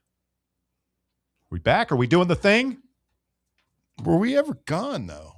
I don't know. Are we just like you were talking about earlier and what, were we too hard on Josh Elander? Do we owe Josh Elander an apology? I'm sorry. Maybe a little bit of one. I'm sorry. Maybe a little bit out of line ourselves. A little out of line for a first-year guy who's just doing his, I just, unless he he's going to have to live in Omaha because he just lives in the shadow of one of the most popular coaches we've ever had here. I mean, you think Conzo Martin had big shoes to fill? Like Josh Elander has. I mean, he's got to win a natty. He's got Jarnell Stokes-sized shoes to fill. That's big shoes. You wear 21s? Something like that. I mean, it's going to be difficult. And this league is a bear. We'll see. Win a couple games this weekend. I think you got Texas coming in, ranked in the top 5 the week after that. I'm rooting for him. He's a hell of a guy, it seems like. He's come on with us several But times. that's what you say about a guy that you don't really believe in, though. But I'm rooting for him. He seems like a nice guy. Or you complain about him, and this is a running joke we have at RTI. Like, you complain about someone, and then you finish with, and I like the guy. Yeah, and I do like him, but I don't know. There was something about watching it was video, I guess, from early in the season. The Reds and the Giants were getting into it, and they cut over to a picture of Tony's face in the dugout, and he was pissed. Well, we're always going to be watching these games. Whenever something bad happens or whenever there's a big moment, we're all going to be thinking, what would Tony do? WWTD. And that's not fair. It's not fair, but it's not going to change. It's just the way it is. That's he's getting paid a lot. Like, he's a big boy. Like, I hate it that, it's very similar with Kalen DeBoer. Well, think about the separation anxiety this fan base had with Bruce Pearl, and he didn't win a national title. So I think with Tony, I think it could go on longer, quite honestly. Yeah, I mean, Tony may have been the best hire ever. All right, real quick timeout. We've got Jack Foster, RTI, on the line. We'll talk to him when we continue. It is The Drive on Fan Run Radio. Back with more right after this.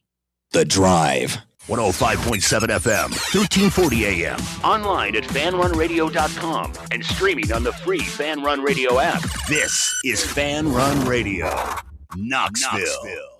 Are you ready to show off that confident, radiant smile you've always dreamed of?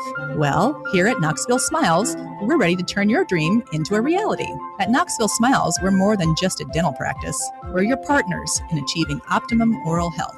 From routine cleanings and checkups to advanced cosmetics and restorative procedures, we offer a wide range of services in an environment that makes every visit a positive and comfortable experience. At Knoxville Smiles, it's about more than just treatments. We're focused on creating a welcoming environment where you feel like family.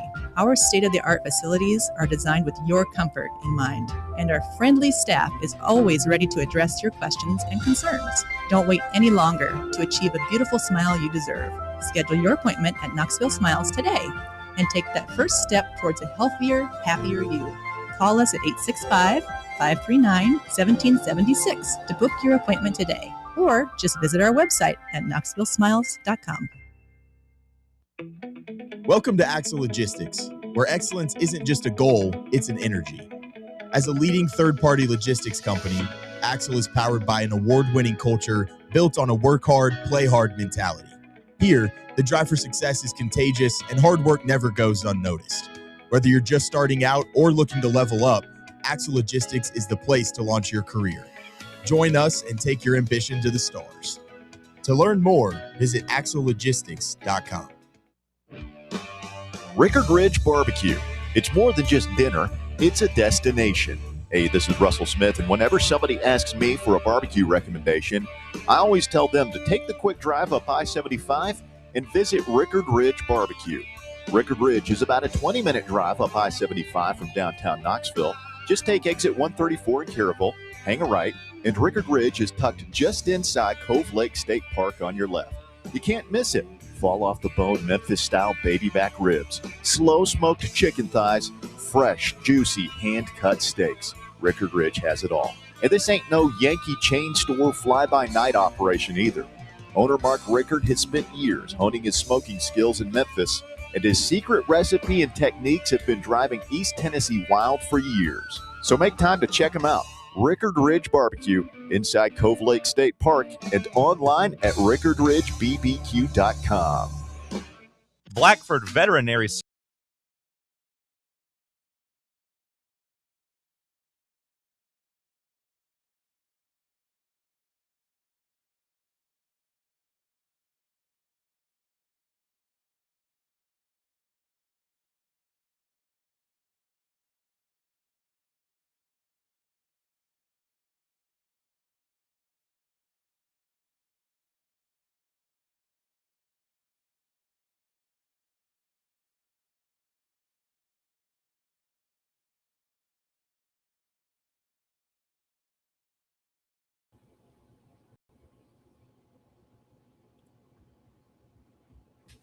on the Fan Run Sports YouTube channel, a variety of ways for you to experience the program. We've got a podcast that's brought to you by our friends every day over at Broadway Carpets. Shout out to the fellers out there getting it done at Broadway Carpets, and shout out to Jack Foster of RockyTopInsider.com, who joins us now on the program. Good afternoon, Jack. How are you, sir? I'm doing great, Russell. Pleased to be on here today with you guys. Lots to talk about from Tennessee baseball's series win over Alabama. That was really all in one day. Yeah, look at that backdrop in Jack's video. Can you see this? Jack, are you a Reds fan? Yes, I am. Let's go. Oh, wow. Let's go, Reds, here. Jack. God's sakes. He does a good job with the background there, Bob. I just don't do enough of these to where I got to get a background set up. What are the keys, Jack, Bob, your TV background, to a good YouTube channel background setup? Texture is my vote. What does that mean? Well, just seeing things like what Jack's doing right now. It's not just a blank wall. There's other things back there. You don't want it to be too sloppy, but no, it's all sports themed and everything. It works. Jack, your thoughts? Yeah, I think having a big couple of focal points like the plate right here, I knew it was going to build around that in the shelves, and then everything else just kind of fills in. I also think it's good for like, to have a big square. Like I have this draft board that is in the background that you can't even see, but I used it to kind of for placement. Like, okay, this will go here. Everything is aligned and, symmetry to the background I think is important. So that is kind of how I started the whole thing and then built around it. But yeah, very proud of this. It took me a couple weeks to finish. Fascinating topic for our radio listeners, I'm sure. I do, Jack. I'm proud of you doing it because my wife had to help me kind of art direct, so to speak, for my backdrop when I do the Lowdown podcast. You needed a little help there, but yours looks good. I appreciate Jack Foster, RockyTopInsider.com. So the question becomes, after that big Friday at Lindsey Nelson over the weekend, Jack, are the Vols back as we head to Kentucky at 10 and 11 now in conference play? Okay, well, just one game under 500. Yeah, I think, it's easy to say that after such a great day, but it would have been easy to say that after a series sweep in Starkville too. When Tennessee took 3 against the top 10 team in Mississippi State. And then Tennessee turns around and looks lifeless at the plate in back-to-back games against Ole Miss. You're saying, okay, here we go again. Of course, they jump Ole Miss in the series finale, but I think this weekend is more similar to the Mississippi State weekend in that it was consistent offense. It wasn't carried by just 2 or 3 guys, and it wasn't so reliant on the home run ball. It was consistent hitting, good situational hitting to multiple areas of the field. And you saw guys like Blaine Brown, Trent Grinlinger, of course, Garrett Wright, and a couple of other usual suspects have really good weekends. So it was a balanced effort.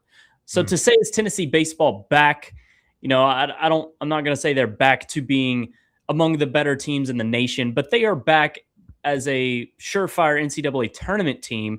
And if Tennessee stays really hot, we could have a conversation in a couple of weeks about, Tennessee potentially hosting, but right now they're back in the fold of being a good team that is going to make the tournament. That is for sure.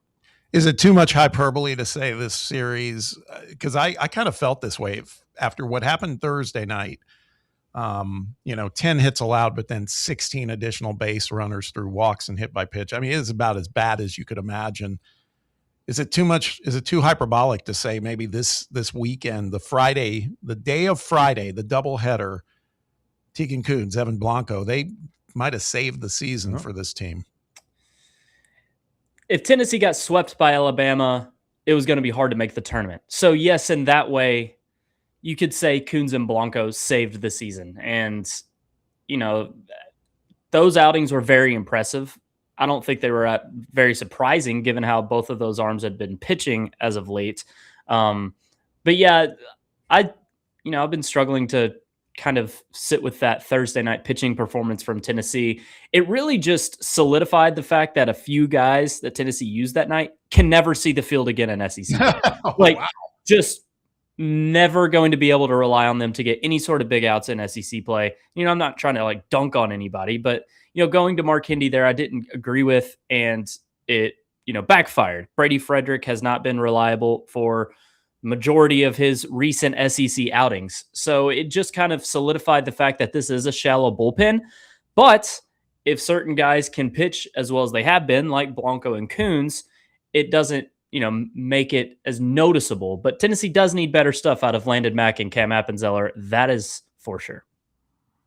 Talking with Jack Foster, Rocky Top Insider. Jack, are you surprised to see that Cameron Appenzeller is getting the start tomorrow in the midweek game? It's intriguing, right? Because there's really no reason to do that. I don't think, other than, okay, get a midweek outing under your belt, try to get some confidence back after you've been struggling. But also, what if it's preparing him to, go through all the starter procedures for a Saturday game in Lexington? I wouldn't be too shocked if that's the case. Say Appenzeller, of course, just opens this midweek game. I think we all anticipate that happening, probably a 2-inning max and in all likelihood 1 inning against West Georgia. But what if this is saying, okay, go through a starter routine on Tuesday. You've done it before earlier in the season, but it's been a minute. Kind of reacclimate yourself with those procedures. And then Cam Appenzeller starts Saturday. Not saying that's definitively going to happen. It's just kind of a little hunch I have. I wouldn't blame Tennessee for starting Landon Mack again. I say Saturday because I do think Tegan Kuntz must move back to Friday. He looks like your true ace at this point. He has for a month now. There's no reason to not move him back to Friday. He just pitched on a Friday. It's the perfect time. He's your Friday night guy, and move him back to that role. And then that kind of creates a little bit of a question mark for what Tennessee would do Saturday. Again, like I said, sticking with Mac, I would not have a problem with, but I would also completely understand if you go Appenzeller, try to reset him a little bit, and of course, reset Mac at the same time. Something else that surprised me, and this came from Tennessee baseball, and it just feels out of character for me versus Tennessee teams of the past, and that is Tennessee is the number 2 fielding team in the country in terms of fielding percentage. Have you seen that?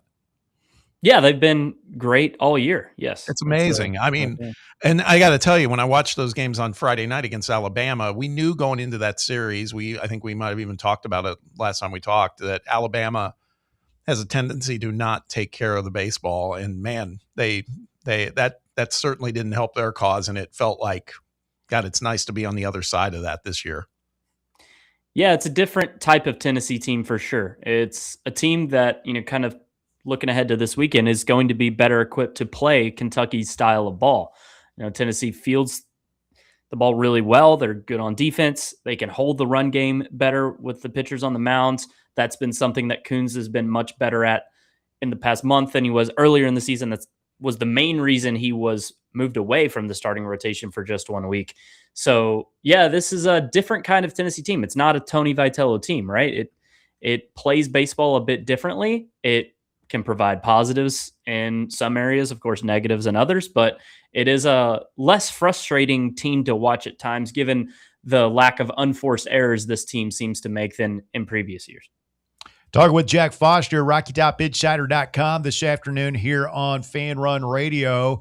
And yeah, it feels like the bats are starting to wake up. They're up to 77 home runs now. I saw a bunch of balls fly out of the yard against Alabama.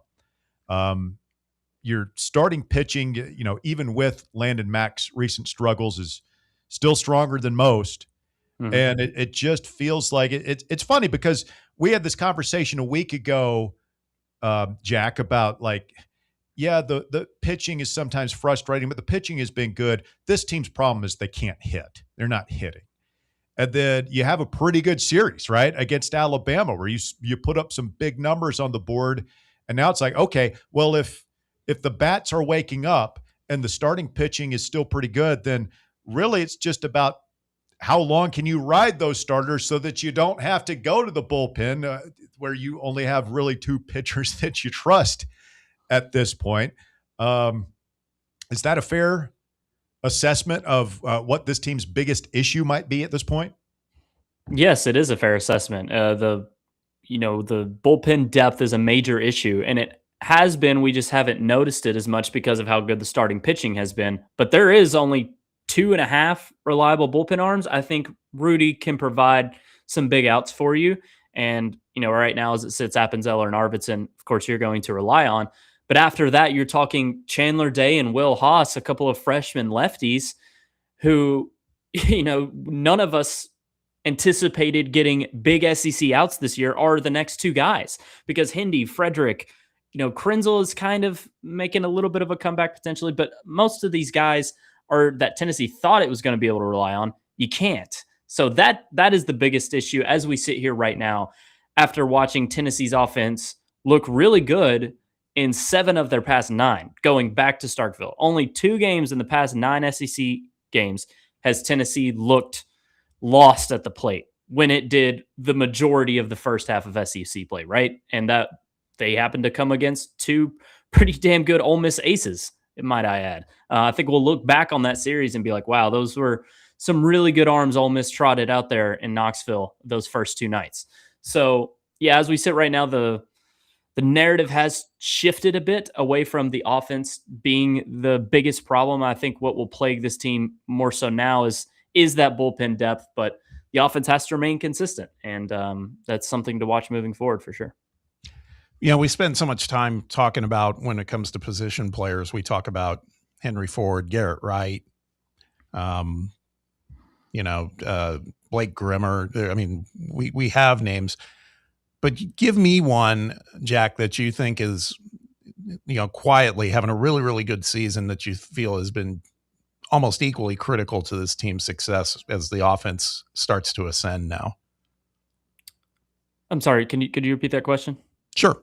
I was just saying, outside of some of the big names, Ford, Garrett Wright, Blaine Brown, Blake Grimmer, is there another guy in this everyday lineup, relative terms with Josh, but the everyday lineup that has been really, really critical to this offense and its success, and particularly the way it's ascended the last, handful of games? Yeah, it's I think it's varied in, terms of different weekends, but for the most part, in Tennessee's offensive resurgence, I would say it's Trent Grinlinger. He brings a really good presence to the plate, especially for a freshman. He has a ton of maturity, and his consistency has been up there with the best of anyone at this team. And, you mentioned the horses Tennessee has that has become such a common quote Josh Elander had. That's more so your Grimmers, your Fords, and your Chapmans, in my opinion. But Grinlinger has quietly been one of Tennessee's best hitters. There's really no quiet to it this past weekend, I know. But now that you see the power start to develop for him a little bit to go along with just the consistent hitting, Trent Grinlinger is as much of a staple in this lineup as anyone. And I think he has been vital to what Tennessee has been able to do and will continue to do so. And, talk about things we didn't really see coming. I don't think any of us had Trent Grinlinger pegged as a no doubt about it everyday guy in SEC play. Yeah, and I mean, I'm just looking at it too. Less at bats, I get it, but still leads the team in batting average and slugging percentage too. So, I mean, we've all been watching it. You're right. I think that was not, I didn't see it coming. Let's put it that way. Right. Hey, Jack, we were talking with your colleague over there, RTI Shump, last week, and my thoughts are, first of all, it's great to see this team showing signs of life, and I still think they can be. Nobody wants to see Tennessee coming into their regional at the end of the year with these starting pitchers and the talent and the bats, but that's exciting to see. But I still think, man, if you can keep this core together of Grinlinger, Grimmer, Levi Clark, Blaine Brown, Jay Abernathy, feel like I'm probably forgetting somebody in that group, but if you can keep that core of guys who have eligibility remaining, man, it's exciting to think about what 2027 might look like for Josh Elander of the Vols. Yeah, it's hoping you have more consistency out of these sophomores in their junior seasons, right? It's that Levi Clark can put it all together, his highs from these first two seasons on Rocky Top, and just have that be more of a consistent force, because we know the talent is there with him and he's solid defensively. So there's no reason to remove him from, that. And Jay Abernathy has all the tools in the world. We've seen him get hot at times at the plate, but just have to have more consistency. That's the word to keep coming back to. Blaine Brown could be, Blaine Brown was the best player for Tennessee this past weekend. He can do that anytime, at any moment in time, just because of how talented he is and how good of a hitter he can be. And I think him hitting multiple ways has been, multiple areas of the field has been such a big part of his recent hot streak. But yeah, if you start looking ahead, Tennessee doesn't lose a lot to eligibility or to the draft for next season. Of course, the portal is such an enigma and keeping guys there. But if everyone were to stay, this team is set up well for next year and beyond. Yeah, I mean it's. Don't forget you have Mack and Appenzeller back too. Oh yeah, you just worry about this day and age of guys taking off in the portal and everything. But man, if he can keep the core together, it's pretty exciting. And you look at so many guys. Blake Burke is probably the biggest example of a guy who struggled his second year and then exploded. He was literally one of the best players in college baseball his junior year in 2024. Simo, I wouldn't say that he struggled his sophomore year, but he wasn't the player. We've seen it before, Jack, where a guy just takes a huge jump going into his junior season. Yeah, it's happened so many times, and it's it's not surprising to see it all come to fruition in year 3. It just reps and reps and reps. You talk about Burke and Semo. Sure, they played in their freshman years, but it wasn't on an everyday basis. And they finally got through an entire season of SEC play, some lows, some highs. Burke getting hot there at the end was huge. And then everything just flourishes for them in year 3. The hope is that would happen for a couple of these guys. It's, to me, the one to get the most excited about is Blaine Brown. It's like you already see the potential, and to have a year of SEC play under his belt and then go into a junior year, the possibilities, just endless, and the upside through the roof. I'm just looking at the standings, Jack, and I'm going to tell you something you already know likely, but there are 8 teams that are 2 games apart in the standings. Tennessee is one of them, and it's just a big kludge of teams. And going into this weekend, we have matchups where a lot of these teams are going head-to-head. We're doing it with Kentucky, and then also Vanderbilt against Alabama and Arkansas against Ole Miss. This feels like a potential kind of separation weekend if you can take care of your business. And we were talking about Kentucky before you came on. They're scuffling a little bit, but we always know how challenging it can be to go up and win games in Lexington. Based on what you're seeing these last couple of series, particularly the last one, you feel like a series win's very much in line here? Yes, I would say a series win very much in line. I mentioned it a little bit ago. If Tennessee had its struggles this year combined with an inability to hold the run game or to struggle against small ball teams, I'd be very worried. But that has not been the case. I think Kentucky is a good matchup for 2026 Tennessee baseball, which is wild because Kentucky has been the worst matchup for Tennessee in the past 5 years. So series win should be the expectation. I know it's on the road, but as long as the weather is solid, then Tennessee should take care of business here. And I'd say a sweep is on the table too. And I mentioned it a little bit ago.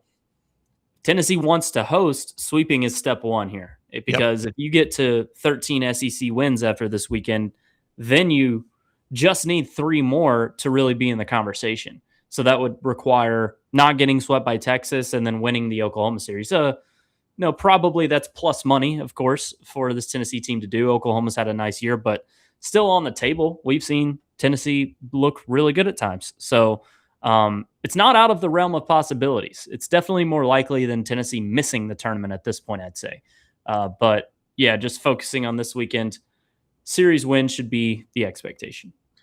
And then last thing I would ask is, would you have ever imagined when the season started that we'd be talking at this point in the season in the conference that LSU is playing South Carolina in a series that LSU needs to win to get out of next to last place in the conference? The Maneri Bowl. Yeah. Yeah, right. Yes. It's crazy. They have just not been able to figure it out. And, Jay Johnson's comments have been interesting, but it's wild that this continues a theme that the reigning champs always struggle. And Tennessee's 25 year last year was the best one of the decade. And Tennessee lost 6 straight series to end the year, I think. So it was not a season that you really got excited about either.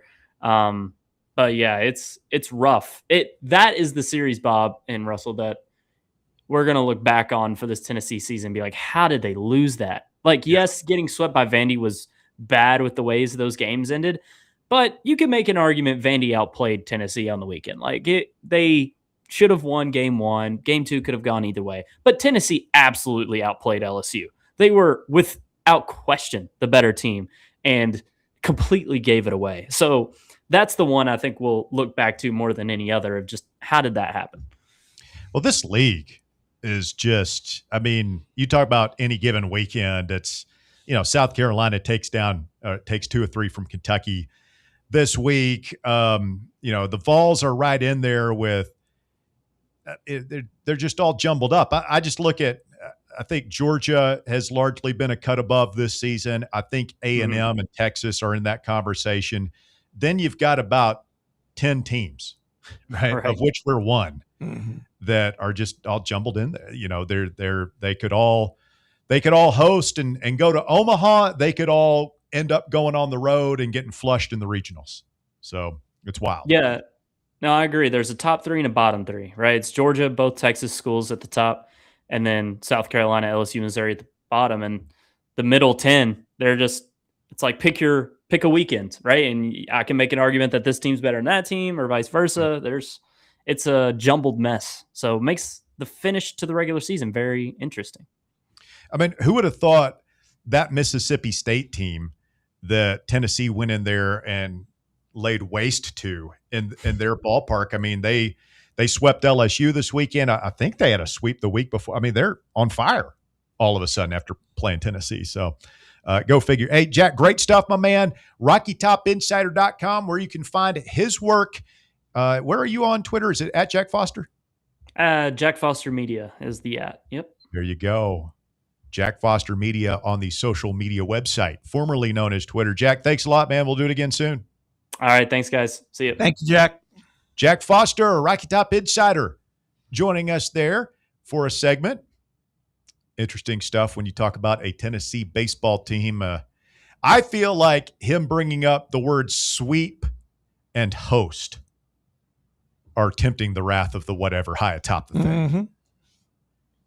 I just want to win. Well, I want to win tomorrow, first of all, but can we win Friday night? And I absolutely agree with him 1,000%. Let's start Tegan Kuhns on Friday night. He's our guy. Let's see if we can win that first game. Yeah. Let's just go all in and see if we can win that game and then see what happens after that. By the way, I mean, Kuhns, remember there was all that talk about he's not happy about his role on the team last year, and maybe his dad is going to try and get him in the portal. And he's been great, man. I was looking up his stats last night, and I mean, he dealt the other day. Gave up 4 runs against UCLA, and that's been about it. I mean, he's been lights very out. consistent. Yeah. And he is a draft eligible sophomore.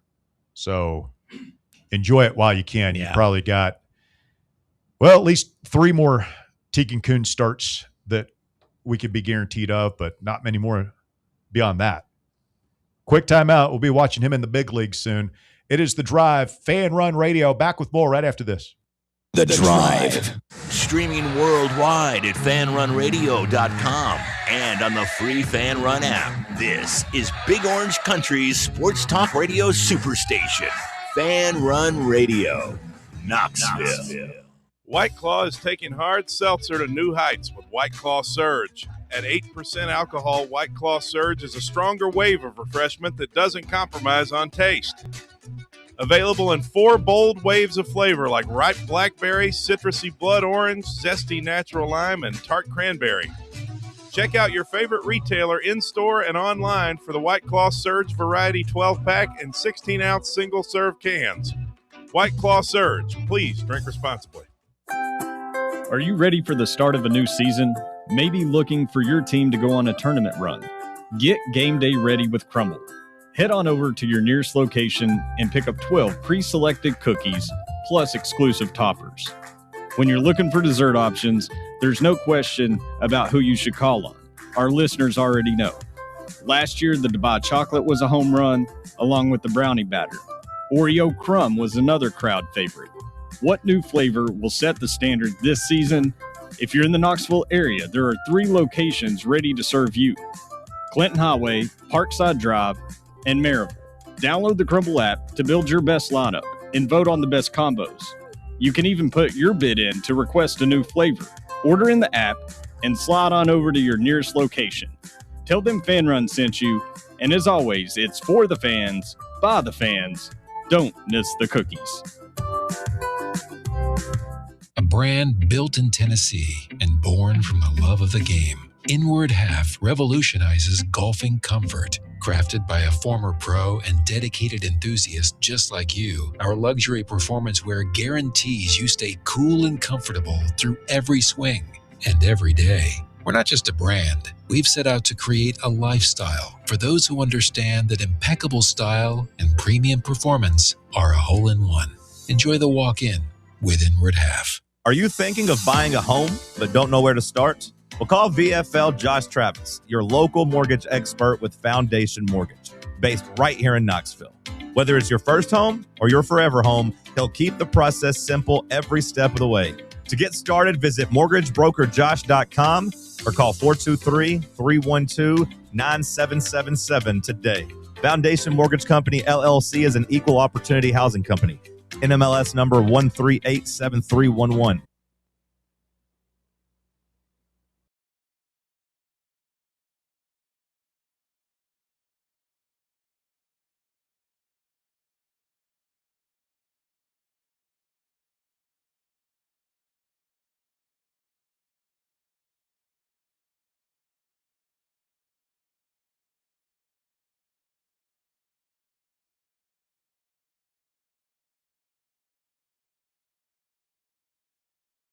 Forward, but I'm enjoying when you're. I mean, we don't have a whole lot to talk about. When your baseball team won 2 out of 3 against Alabama, and your MLB team is the only team. Oh, for the love of God! The only team in Major League Baseball, I say, with 20 wins. Did you know that, Bear? Only one team has won 20 games. No, I know it now, Russ. Speak up a minute. Can't hear you. Had to be good again. I said we're the only team to have won 20 games in Major League Baseball. You're really going to do this again this year. What? Okay. Sorry. Can't hear you. Chop's playing. Don't worry, Bear. They'll meet a real opponent next week. Oh, we'll drive Darby. We'll take care of things then. Take care of things. Where's that at? Dodger Stadium or Truist Park? Not sure. Dodger Stadium. That dump. It's one of the most bucolic settings in baseball. Come on, Russ. I mean, it's not a sewer like Fenway. It's built in. It's in the middle of a parking lot that you had to steal from the Latino people who live there. You push them out of their land. No. It is true. It's true. Look it up. Chavez Ravine. It's a horrible story. It's built into a mountain. How cool is that? It probably wasn't real cool to the people, poor day laborers who you had to ruin their lives. Who's Che Guevara now? Comrade? There's nothing communist about protecting the rights of private property, the rights of the individual. I mean, that's about as American and capitalistic as it gets. They're part of the heart of the city. They're not in some lame suburb. Hey, man, at least you can get in and out of our games in less the than 10 Atlanta minutes. Braves anymore? Should they be the Macon? Yeah, the DeKalb County. Marietta? The Battery Braves. Okay. What town are they in, really? Go ahead. What town's the stadium? They're in greater metropolitan Atlanta. What's the name of the little town there? I actually don't know. I mean, it's Cobb County. I think it's Marietta. Is it Marietta? It's not technically Marietta. Marietta's got their own team. They've got their own team. They do. It's where the Braves AAA affiliate is, right? I believe so. So this and Strider, big start, pitched 5 innings. Did he? 80-plus pitches yesterday. It's looking better. Is Good deal. Velo back up? Is he pitching 100 again yet? They said he was sitting 95, touched 97 last night. So not His IVB numbers are back to where they were. I think his triple-digit days may be done. It may not be necessarily a bad thing. No. If there was something I taught Spencer back when I was coaching him, it was resiliency. Wow. You think that's what he was going through his mind when he took the Playing mound T-ball? yesterday? Or he's like, yeah, the Gwinnett Stripers. Yeah, that's the AAA team. He comes in there and it's like, man, it's been a long road back. Yeah. Just remember what Baskerville taught me. Coach B. Not even sure he knew who I was, but I did coach him. It's like, who's that? Back in Little League. Who's that guy who's always showing his arms? That's at right. Practice. That's right. And the Boilermakers shirt. So the draft wraps up, and we run through the Tennessee players that got drafted real quickly. The undrafted free agent signings. Bryson Eason goes to the 49ers. Dominic Bailey signs with the Texans. Jalen McMurray signs with my Titans. It's a good spot for Eason. Joey Aguilar is now Joey Jagular as he signs with Jacksonville. Miles Kitzelman signs with the Detroit Lions, where I guess he can hang out with Tyree West, who was drafted by the Lions in the 7th round. What up, Roomy? Jackson Moy signs with the Rams. Get to go home to West Coast. That's all I've got for now. Apologize if I missed We one. haven't talked about the one big one that didn't get drafted yesterday. Well, he's not very big. Before we get to that, did we mention? Did you mention William Wright? I didn't know if I heard that. No, he's who did he? Denver. Good for him. That surprised me. That one definitely surprised me. I don't know if he sticks there, but and Star Thomas gets a training camp invite with the Titans. So you were talking about Pavia, right? Yeah, and he got the invite to the Ravens. Yes. But not even a free agent deal, just a tryout. Yep, that's it. I mean, dude, he's gonna stand there next to Lamar Jackson. Maybe one's a prototype, borderline or MVP level quarterback, and then you got Diego Pavia, all 5'9" of it. Snoop Huntley's not going to be backing him up forever. You don't wish Diego Pavia well, no, in his new ventures. No, you hope he fails. Yes. You don't think he's an NFL quarterback? No. Too small. You don't think he's good enough? I think the things that made him you don't great like his brothers in college. Can't stand his brothers. You don't like his mom, and not particularly. You don't like his school, his coach. Nope. His teammates. None of them. His colors. Vandy Dandy Randy. Really don't like that. Wow. Well, I mean, we'll see. He's a good player. He was a baller. Good college player. Diego Pavia, first Heisman Trophy finalist not to be drafted since 2014. Who was that? Jordan Lynch. Stay with us. Hour number 3. Cal? Jordan Lynch? Northern Illinois. Back with more right after this. The Drive. Fan Run Radio, the flagship station for Tennessee fans. This ain't no wishy-washy, limp-wristed, kale-eating, half-ass sports radio station. We're your in-your-face, truth-telling, say it loud, flag-waving, face-painting, hardcore, bring the noise, causing a ruckus, don't give a damn sports station. Sports talk that doesn't just hang up and listen. For the fans. This is Fan Run Radio. Get some. Hey Knoxville, Surfside iced tea and vodka made with real brewed tea is only 100 calories, 2 grams of sugar with no bubbles and no troubles. That's right, zero carbonation, so it's easy to sip and enjoy. Headed to a game day or party at a friend's house? Bring an iced tea or lemonade variety pack from Surfside or try their green tea and new raspberry tea vodka. Find the can with the sunset stripes this season. Surfside iced tea and vodka, sold at bars, restaurants, and stores near you. Surfside iced tea and vodka, sunshine in a can. Must be 21 or older. Enjoy responsibly. Citizens National Bank.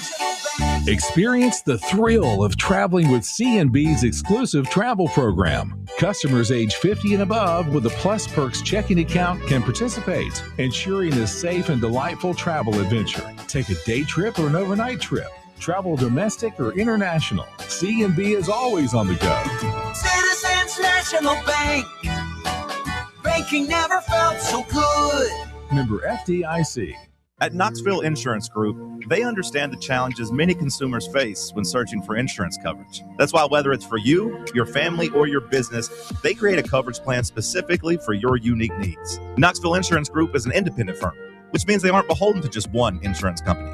They search multiple companies acting as your negotiator to find you the best possible policy and price. Start a quote in minutes at KnoxvilleInsuranceGroup.com or call them today at 865-694-9788. eBay Motors is here for the ride. Go ahead, feel your engine. Admire that perfectly installed exhaust. Your vehicle's moving along this freeway like it was made from fresh installs and a whole lot of love. With eBay Motors, you get over 122 million parts to keep it running. And with eBay Guaranteed Fit, they'll be the perfect fit every time. Plus, at these prices, well, we're burning rubber, not cash.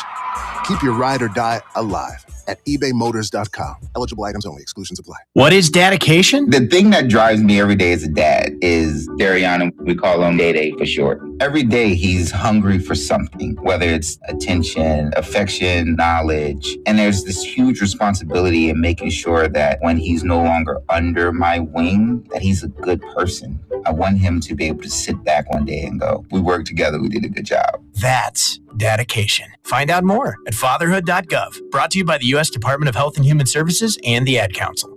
You're listening to FM 105.7 and AM 1340, WKGN Knoxville, and W289CU Knoxville, Fan Run Radio.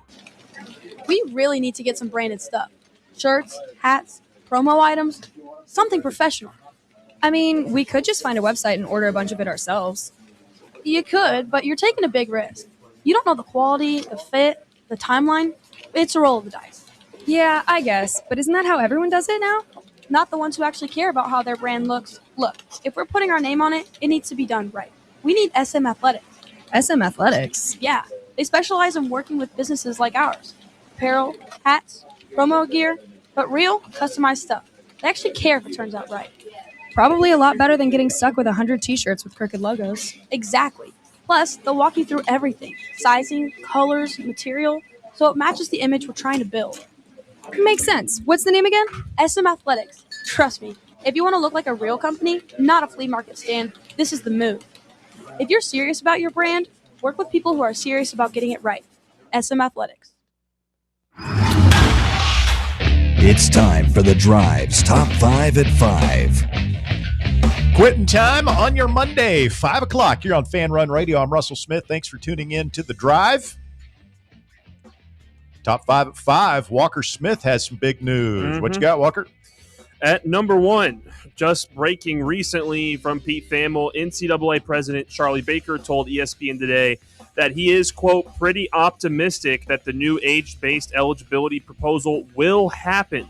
The D1 Board of Directors met today and will recommend to not implement this rule retroactively for graduates / exhausted who have graduated or exhausted their eligibility. Quote, if you have used up your eligibility, you've used it up. Baker told ESPN of the tenure of the discussion. The age-based eligibility that's been discussed by the D1 cabinet would give athletes a window of 5 years to compete in Division I, starting immediately after their high school graduation or their 19th birthday, whichever comes first. The next full D1 cabinet meeting is on May 22nd, where this could potentially, but not certainly, be voted on. So this ends any hope that Jacoby Gillespie or Felix Akpara could play for Tennessee or anybody else next year. Yeah. Unless, of course, somebody sues. Why wouldn't somebody? And somebody probably will. We'll see where that goes. But this is a seismic shift for college athletics. I feel like everybody's heads are spinning so much, just the constant state of change in college sports, that we don't realize that this is huge. The thing that you've grown up knowing, it's just ingrained in your DNA. You get 4 years. Freshman, sophomore, junior, senior. Going back to the days of Neyland, to the first game between Princeton and Rutgers or whatever it was. That's the way it's always been. No more. Nope. What do we even call it? Is it still freshman through senior, then super senior or extra year? Do we come up with a new word? They're just fifth-year seniors. You're fifth-year seniors now? Yeah, they're just fifth-year seniors. It's all you just doing an extra year of college, except instead of doing bad in classes, you're staying an extra year for school. Think about all the records that will change now, the career records, just because a guy has extra years. So you got to do something about those. Well, I mean, I suppose back in the day, freshmen couldn't compete, right? So it's always been a little bit wonky, but think of the numbers that fill in the blank could have put up if he had 5 years. Well, and the other thing too is just given you have that and then exacerbate it with the portal. So I think it's just going to add another wrinkle to, players.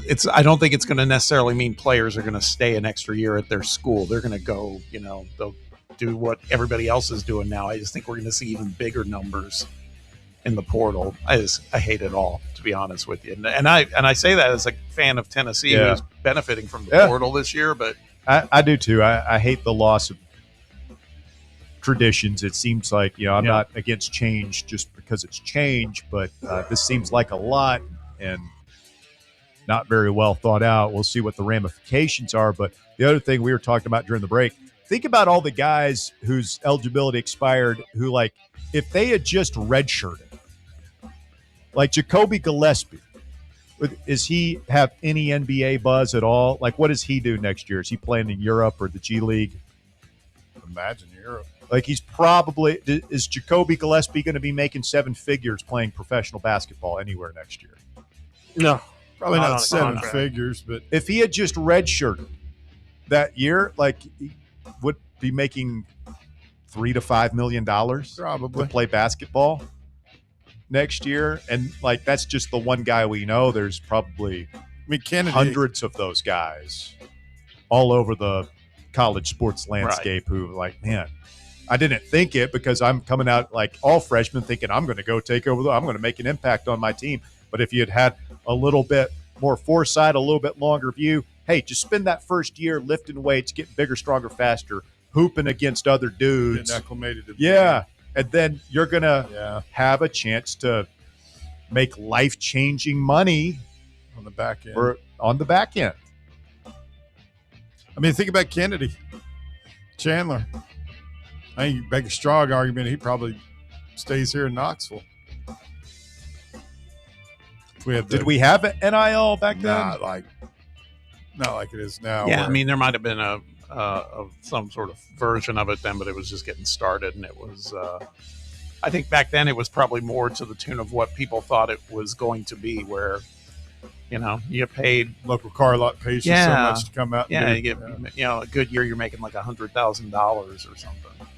Oh, they weren't imagining pay to play, and the coaches going to the biggest boosters and saying, "Hey." Yep. They should have been imagining it because any fool could have seen that was what was going to happen. Mm-hmm. But unfortunately, the NCAA is a different breed of fool. We jumped on it early. Yep. Pioneers in the NIL space. At number 2, 2 Vols baseball players received weekly honors today after great performances over the weekend. Tegan Coons was named SEC Pitcher of the Week after throwing a complete game in the 8th-inning run rule win over Alabama on Saturday. Also, Trent Grinlinger has been named SEC Co-Freshman of the Week after hitting .583 with 5 RBIs and 2 home runs over the series. That was dominant performance by Coons. I mean, we had this conversation on air Friday as that game was unfolding. It's like, if you're Elander, do you try and get cute and see if you can hold on to what did we end up winning? It was 10-0. Right. But it was like 4-0 for the longest time. Yeah. Maybe even 2-0. We're like, do you see if maybe you can get Bo Rudy or somebody to nail this thing down and save Arvidsson for game 2, which was also going to be on Friday. And, they ended up run ruling them and getting the 8 innings and complete games. I mean, that changed everything. Yeah, it did. That's what I'm really saying. I honestly think it might have saved the season when you look back at it. I mean, is it fortuitous that we got to play that doubleheader now? Yeah. Yes, and we have all the extra. We got 2 days extra rest before this series against Kentucky. Because Alabama showed up in a funk on Friday. Yeah, I don't know. They showed up in a funk. They showed up and Tegan Coons was on the mound, not letting them hit. The nightcap, they got way loose, right? In the 6th inning, I think it was, when they just started. They have 3 errors. Yeah, it looked like a Little League game or something. How have they won that many games when they are that bad in the field? I don't know. I mean, how have we won that many games when we haven't been hitting? I mean, like, their record about the same as us. We're 24th, they're 25th in that Baseball America poll that came out today. Yeah. It's a game of, it's a very, very small margins between all these teams in every game in the SEC. Game of inches. Not even inches. Centimeters. It's not really? Yeah. Millimeters. Wow. Micrometers. Didn't know we were splitting atoms here. We are. That's what the SEC is doing in baseball. At number 3, former NFL running back Le'Veon Bell alleged that he saw ex-New York Jets head coach Adam Gase do cocaine in his office more than once. On an episode of the Justin LeBoy show, Posted Sunday, Bell called Gase, quote, the dumbest and worst coach ever before veering into these serious accusations. Gase went 9-23 in his brief tenure with the Jets, and last year he was hired as an assistant coach by the Los Angeles Chargers. Was that the guy whose introductory press conference Yes. looked like he was on X? Oh, yeah. Well, he might have There been. you He was go. on Might have something. been. Might have been the cocaine. Like coquina. It didn't look like Coke. What did it look like, Bear? It looked like he was on, like he was rolling. What does that mean? He was making really weird facial. I don't know. It didn't look like what I normally see. Maybe he has that wet AMD or whatever that is with your eyes. Bear differentiates between cocaine face and ecstasy face, Walker. It's a very subtle but important difference. Okay. I mean, so do police officers. 7-gram rocks. I watched that clip. That was wild. It's crazy. Let's be fair. Le'Veon Bell, you know, he's said a lot of things. Just go look back at his Twitter. And there. Adam Gase has a slander suit. He wants a defamation. I believe It just sounds insane that an NFL head coach would be just ripping rails in his office with a player. Is it? Yeah. Yeah, it is. These guys spend 20 hours at the office and are obsessed about football. And you don't think they could use a little extra to get through the nightly film meetings? No, I don't doubt that at all. But just you don't do it with a player in your office. You'd be a little bit more discreet about it, I would think, so as to not lose your 8-figure job. What do you think Le'Veon Bell is telling the truth? I think that's the central question here. I don't know. It's a hell of a thing to make up. I would say no, except for the fact that he had that crazy press conference when it was obvious that he was altered on something. Why would you take drugs before your introductory press conference? NFL coach. I have no idea. Guys, we have to remember he was a very bad head coach. Yeah, he was. Maybe because he was on all those drugs. But by the way, thinking of head coaches and bad decisions, did you see the post on social media? It was brilliant. Right in the throes of the highest heat moment of this whole Vrabel-Rossini thing, somebody posted something. There was a bunch of photos of Andy Reid, and I don't know if they were AI'd or not, but it said, Andy Reid, these pictures just taken of him while out of town on his, from his family on a trip. And it's like him eating a cheeseburger, him laying in bed eating pizza. Yeah, I saw that. That's awesome. These were mean You know comments. why you always have to go to fat shaming, Bob? It's not what we do. It's reprehensible. Why would you even bring that up? Because it's cute. It was not cute. Yeah, it was, because if you ever saw the State Farm commercials where he talks about the nuggies, I mean, he plays the game very well. So I thought it was on brand. I thought it was fantastic. I'm not making fun. I'm enjoying it. Diabetes is a silent killer. Well, that's between him and his doctor, not us. Yep, certainly is. At number 4, there are 3 games tonight in the first round of the NBA playoffs. The Pistons look to even the series against the Magic at 8 p.m. The Thunder try to complete the sweep of the Suns at 9:30 in Phoenix. And the Timberwolves have a chance to finish off the Nuggets in Denver at 10:30. But Anthony Edwards and Dante DiVincenzo will not play. It's going to be a rough road to hoe for them. You think is Edwards probably out for the remainder of the playoffs? Yeah, it was a bad – he didn't tear any ligaments, thank goodness, but it was a bad hyperextension. Like, it was one where you jump down after jumping up to try and get a rebound or a block, and he comes down, your knee bends backwards. Couple weeks minimum. Yeah, minimum. That's like best case scenario. I'll tell you what, Ayo Dosunmu, though, good Lord. Yeah. Guy had a game. Bulls traded him for like a second-round pick. Yeah. All right, Bear, now that Anthony Edwards is no longer a viable answer. And Dante DiVincenzo. Neither is he. Name a Timberwolf. And you can't just name the guy I just threw out there. Can't do that. I No way he who you remembers. just said. Yeah, he wasn't listening. You got KG and Jimmy Butler. No. No. Jeff Teague. What year do you think it is right now? Teague's still up. I guess Teague's retired. I mean, we mentioned a prominent Timberwolf. We talked about this like half an hour ago. With who? It's a former Vol. Former Vol. Yeah. No. Yep. Oh, Julian Phillips plays for the Bulls. No. Wow, he really was not paying He does attention. not listen to what we say. Sometimes I do. Depends. I'm telling you, man, when you guys start talking NBA, I kind of. Well, we were actually talking about Vols and former, We were. guys who were one and done here. And I asked the question, does Julian Phillips still play for the Bulls? At which point Bob said no. Oh. He plays for the Timberwolves now. I didn't hear that part. I remember talking about Julian Phillips. I don't recall Bob correcting you, though. So Julian Phillips. Yep. How long has it been since Jimmy Butler played there? Multiple years. Yeah, like 3 teams. What about Jeff Teague? He is retired. He's been retired for a long time. Long time. Bunch of former SEC guys. Names you'd know. You know, Teague was right there for like 10 out of the 15 most legendary NBA You're stories obfuscating. Past 10 years, or when he was in the NBA.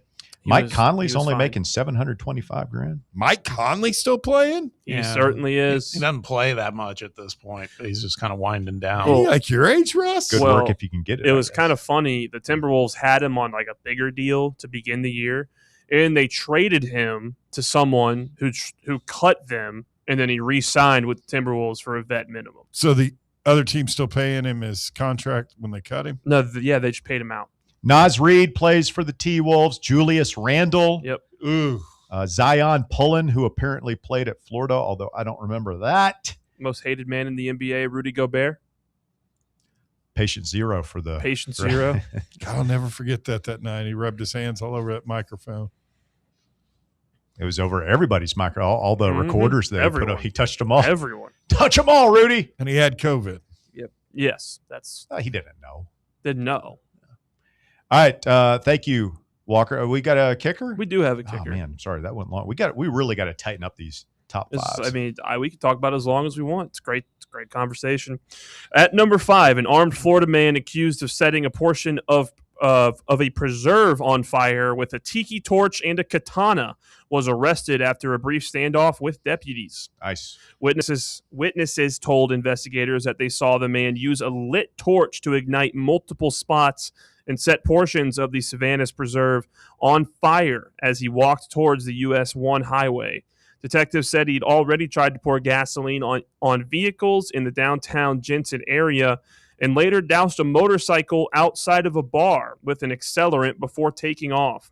When the man was found in the preserve, deputies said he was armed with the burning tiki torch and what appeared to be a samurai sword. Deputies said he surrendered after a brief standoff.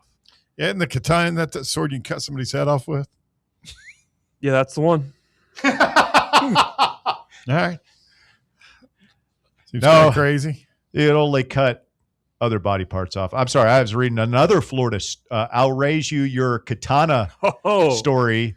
The two Florida teens who have been arrested after they drove a riding lawnmower through a Target. Oh, this did not come across my desk. I'm upset now. Oh, that's awesome. 2 18-year-olds wearing denim overalls and straw hats unloaded the lawnmower from a trailer and proceeded to joyride through an Ocala Target,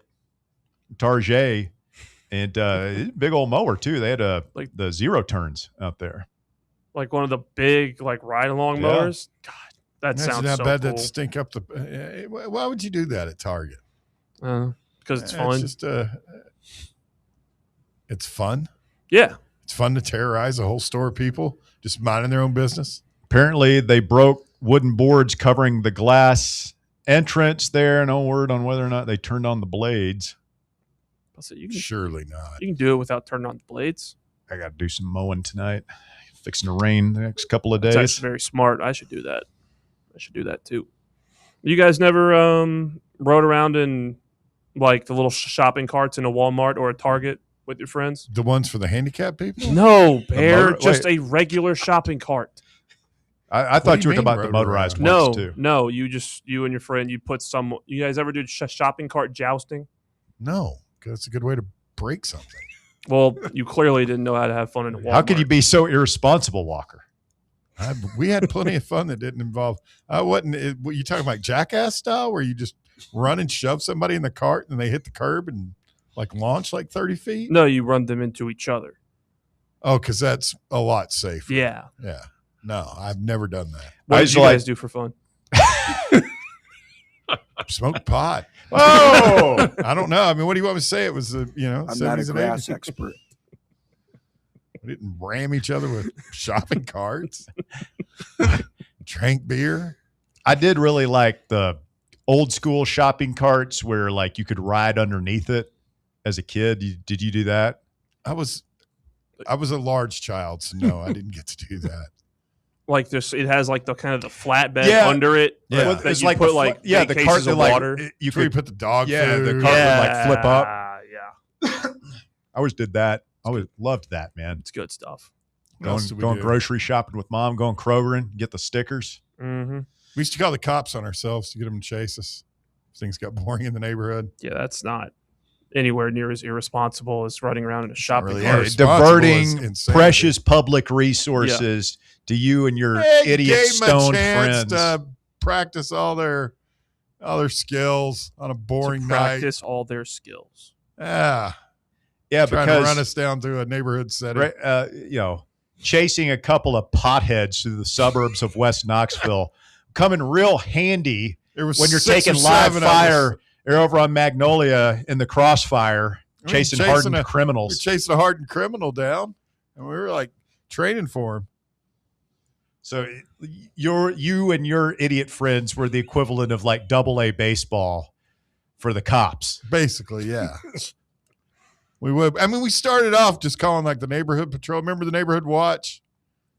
I don't know if that was the thing when you were a kid, Walker, but definitely. You remember when like the neighborhood You asked watches me? started up? Neighborhood. Either one of you guys. No, I don't. They had like neighborhood watch program. It's like everybody's dad drove around the neighborhood. So we started off doing that. Crime Stoppers? Yeah, like that. We'd start off like acting HOA conspicuous to patrols? get their attention, and then we'd run like hell and see if they could catch us.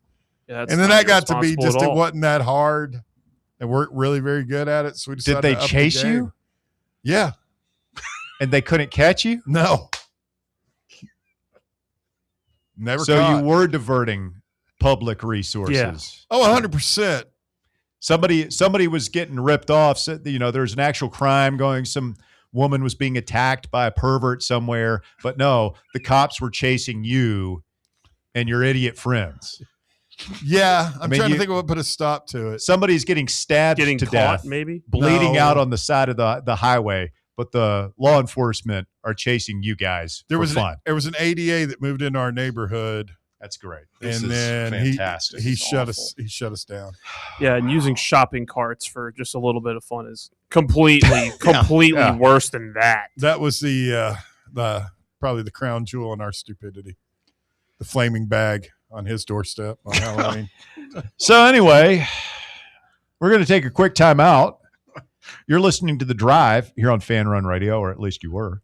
When we continue, we will get back into the NFL draft coming out of the weekend, looking ahead to its next year's draft. Are there any Vols projected to be drafted next season? And Kim Caldwell's Extreme Makeover Women's Basketball Edition continues. A lot to get to. You're listening to The Drive. More Fan Run Radio coming up. The Drive. Catch up with all things Fan Run by subscribing to our podcast feed. Like, rate, and download the show from the Fan Run app or wherever you get your podcasts. What kind of day is it? It's a White Claw day. Grab a pack, grab your friends. Everything else in life can wait. Your friends shouldn't. Let's go. White Claw. Grab life by the claw. Please drink responsibly. Hard seltzer with flavors. White Claw Seltzer Works, Chicago, Illinois. Vol fans, reimagine your home at Broadway Carpets and Flooring for any remodeling or building needs.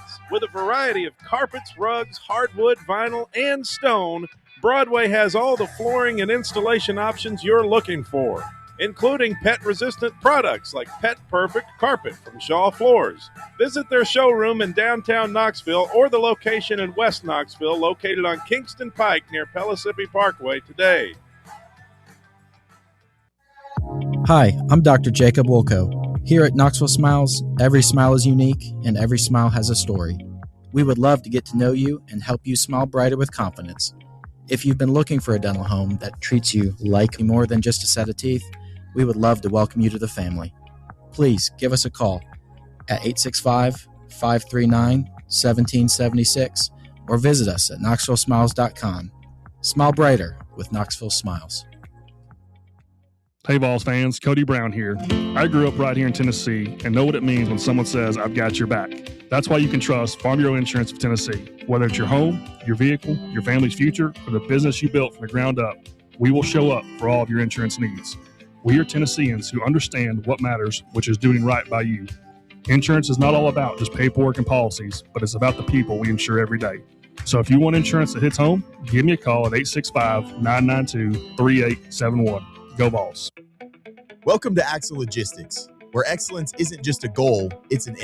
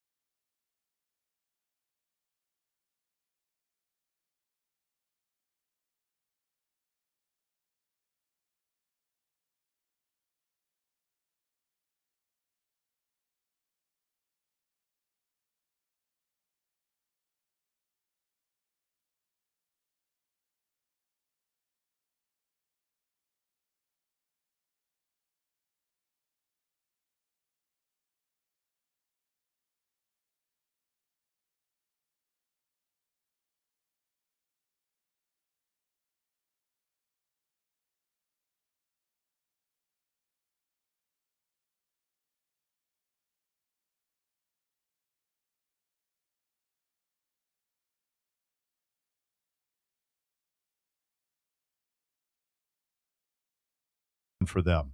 Bama series was a reverse A&M from last year, maybe the kickstart they need. Ooh, that's a good. I did think about that because everything, if you go back to last year, that's when the wheels came off the program. It was before Tony even left. We run real Texas A&M on that Friday night, and then the season, we just imploded for a while after that. Now, we did pull it back together. I'll tell you what about this baseball stuff, though, and we're all still learning the sport together, right? We've only been doing this 7 or 8 years. But it is a postseason sport, much like basketball. Mm-hmm. And they remember what happens in the postseason. And, yeah, like we were on and off the struggle bus last year, too. But we won enough to host a regional. And it was awesome, man. Playing Wake Forest, those back-to-back nights, Lindsey Nelson was rocking. And so you won that, and everybody remembers the Andrew Fisher game where he's like pumping up the crowd and everything. Like, that was a special moment. And then we just run into a buzzsaw, man. We had to go to Arkansas for the Super Regional. So, like, I don't feel like anybody was upset. And plus, we had just won a national championship, right? Mm-hmm. So you could pretty much do whatever after you win a natty, and people are going to be fun with it. So that was cool. Then, this year, we'll see, man. If you get hot at the right time, and I mean, I don't even want to say it, man, because I feel like it's tempting the wrath of the whatever high atop the thing. But say it. It would be cool. Jinx us. Hey, I think we got a ton of talent, man. And if it all hits at the right time, if we start hitting the way we have traditionally hit, the way I think this team can potentially hit with this starting pitching, again, like you see all these projections. You think Georgia Tech or Miami or anybody wants to see Tennessee coming to their regional? No, but like I said, our pitchers make me nervous because at any moment they can just drill like 3 guys. Well, let's play this out for a minute. So, like, if we had, let's just use Georgia Tech because are they number 1 right now still? No, UCLA is, aren't they? Yeah, they are. Let's use Georgia Tech as an example of where we might go. I see a lot of projections there. If you go there as the 2 seed, would you pitch Tegan Coons in that first game when you're playing the 3 seed, or would you save him for game 2 against what you'd probably be playing Georgia Tech or whoever's hosting that regional? That's a tough one, man. There's pros and cons to it. What's the number, like the team that wins their first game ends up winning? Yeah, you don't want to go in that loser's well over bracket. 50% of the time. You definitely want to win that first one. So, honest to God, I think you probably pitch Coons in that first game. I mean, you would probably go Coons and Blanco as your first two. You would probably save Mac for third, wouldn't you? Well, Landon Mack has had one bad start. He's been really good in the majority of his starts the rest of the year. And yeah, Coons was awesome the last weekend, but we've seen him have some down start. He had a down start to the SEC season. So I feel like the difference between Tegan Coons and Landon Mack and Evan Blanco isn't as much as you'd think for a Friday night guy versus the rest of the guys on the weekend. Here's the other thing you might be thinking is this: maybe we're starting Appenzeller tomorrow to get him used to starting. Because, if you go on a run in Hoover, like there are plenty of times where you play more than 3 games there. Yeah, you got to have arms. And you got to have different guys to start. So maybe part of this tomorrow is like getting Appenzeller accustomed. I mean, I'm sure he's started plenty of baseball games in his life, but he hasn't here. So maybe it's like, hey, is he an option not only for Hoover, but when we get to a regional, maybe Landon Mack goes to the pen. I don't know how you look at Landon Mack and tell him he's got to go to the pen unless he continues to be bad, because Appenzeller has been really our best bullpen option. So what if Landon Mack isn't good in the bullpen, and then we have one good bullpen option and we still have 3 good starters? Appenzeller's had some moments too. I mean, that's why I say I'm nervous, because all these guys are, I guess almost any pitcher is capable of just completely melting down. Big Dog in West Tennessee says Pavia should upgrade from Commodore to Luchador. He and his brother should invade WWE NWO style and call themselves El Tres Stooges. That's pretty good. That's good, Big Dog. Well done. It's nice work. I think Pavia is a fun story, man. I hate that he got over on us this past year, but to me, it's more self-inflicted than anything. Like any time we've lost, I've never seen Fluffy. Tennessee lose to Vanderbilt and been like, you know what? They just got us. They just got. It's always been like Derek Dooley or Butch Jones had just lost his team, and our guys just weren't even interested in competing that day. That's what it felt like.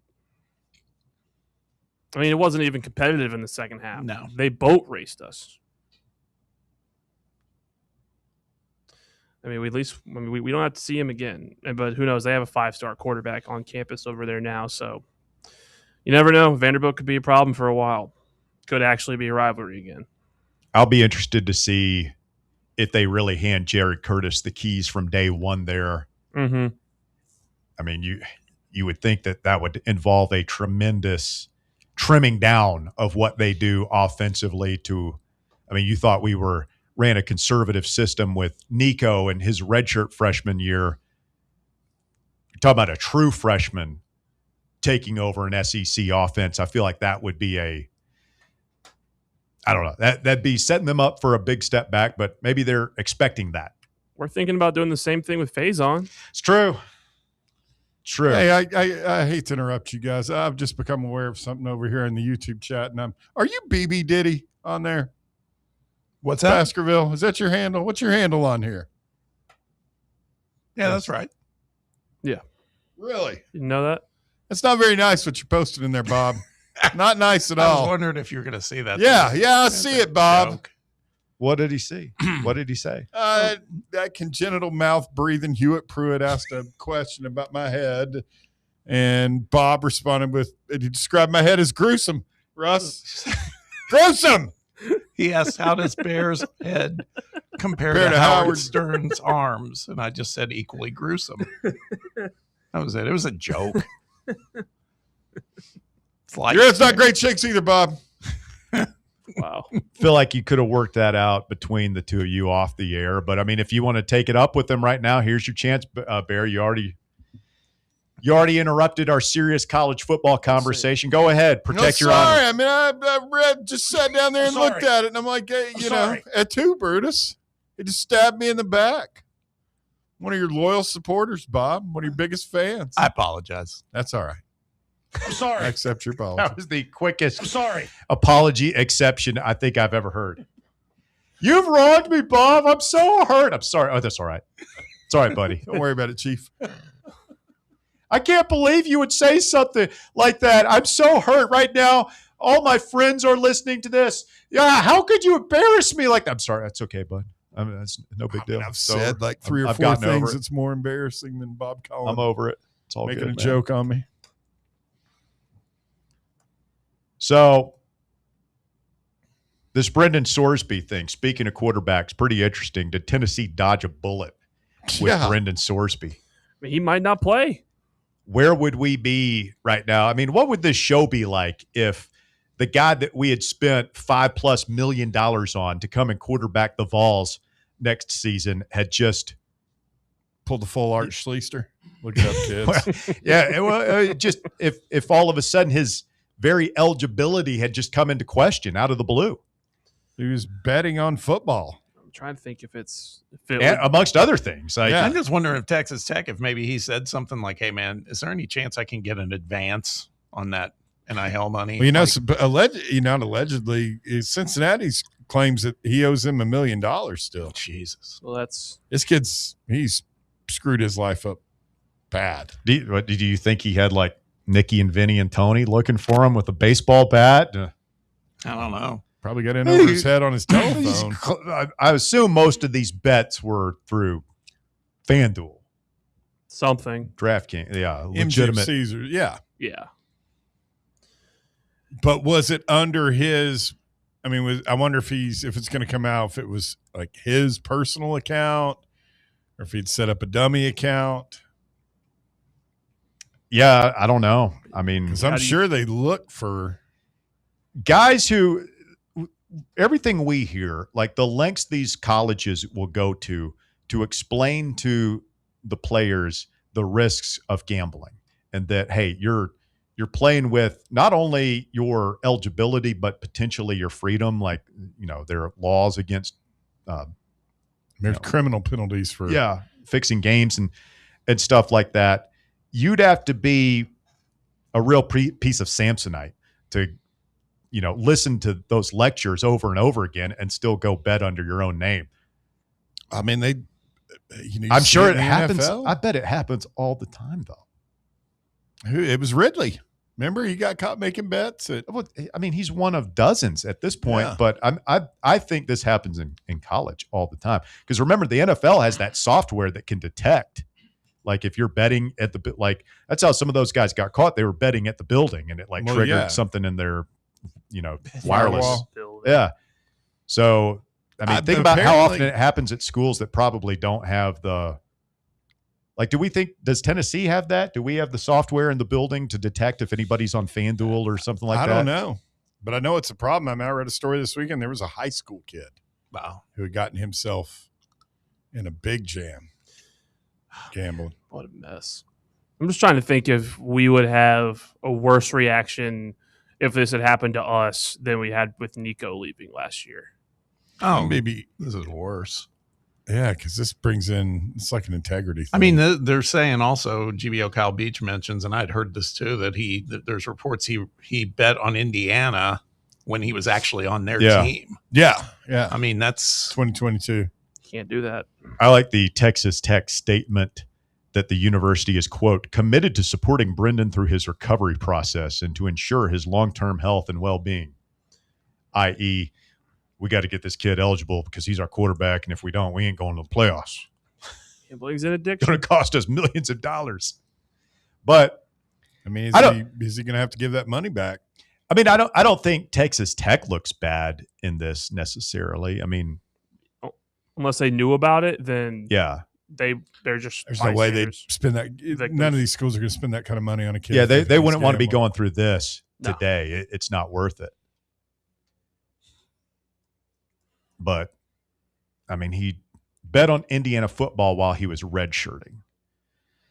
He never bet on any games he played. Yeah, he's not playing, but still he's privy to inside information that the average bettor is not.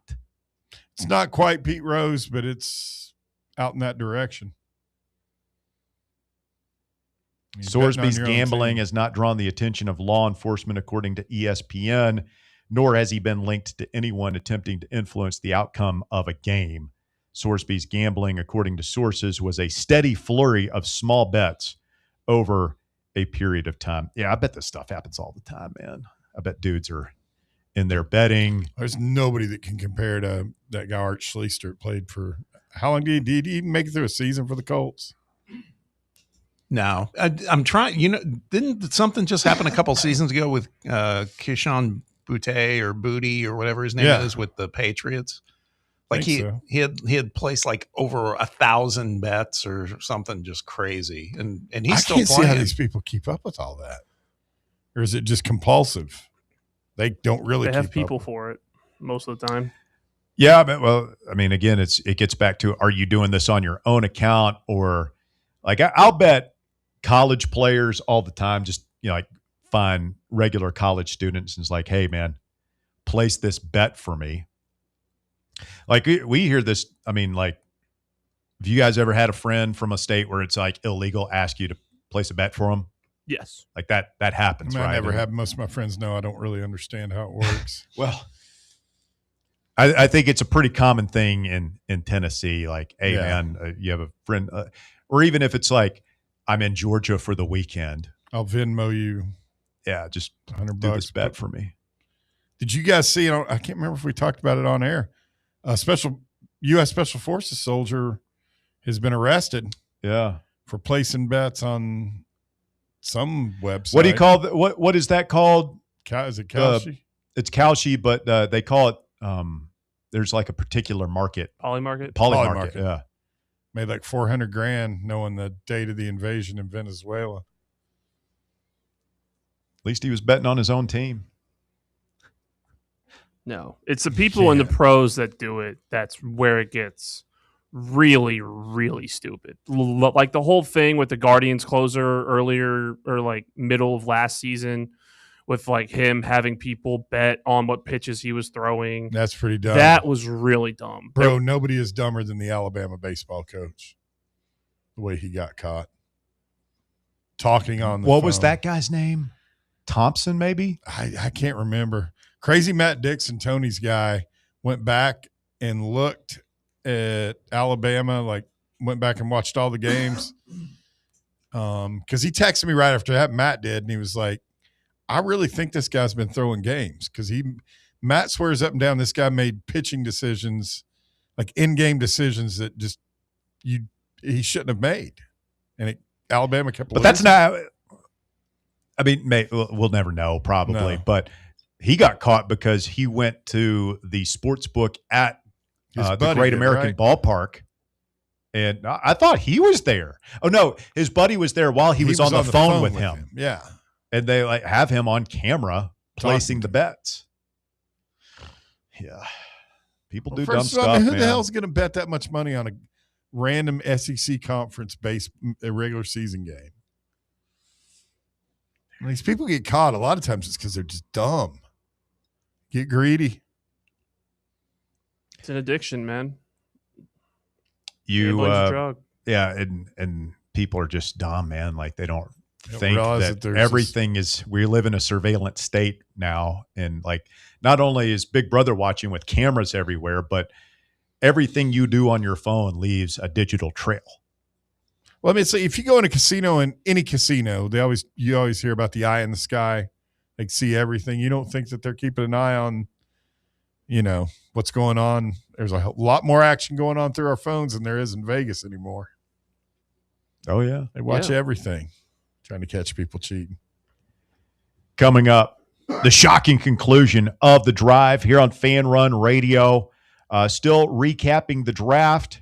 How did your team do? We will discuss when we continue the shocking conclusion coming up next here on The Drive. The Drive. The flagship station for Tennessee fans. This is Fan Run Radio. Where are the best ribs in the Volunteer State? Rickard Ridge. Who has the best barbecue catering packages in East Tennessee?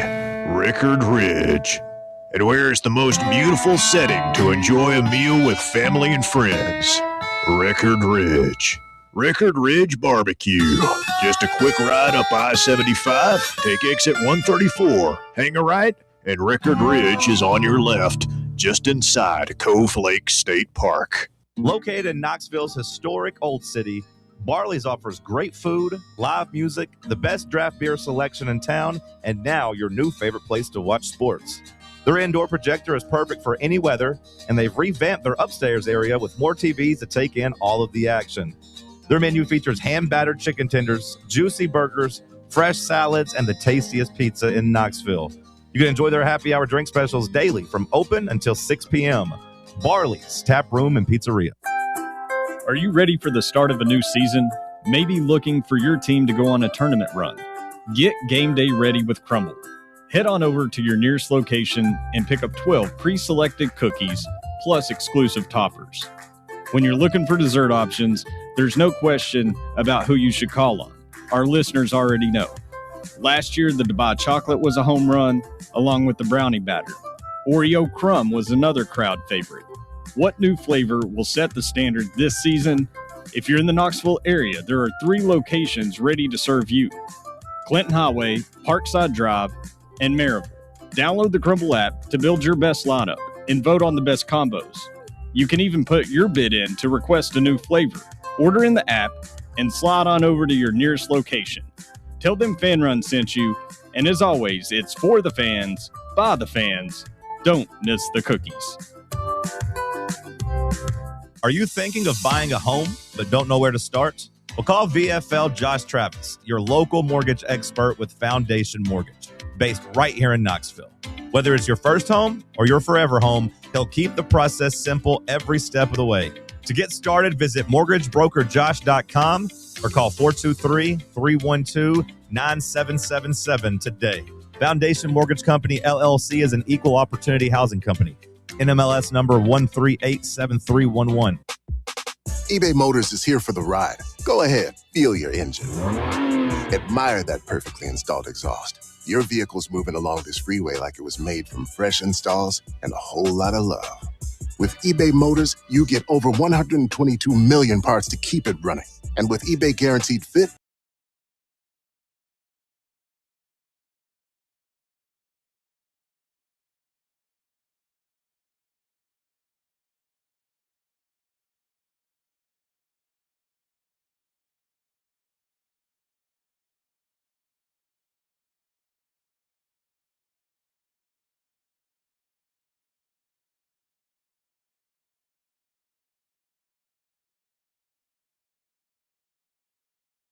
that early entrants into the NBA draft were way down this year.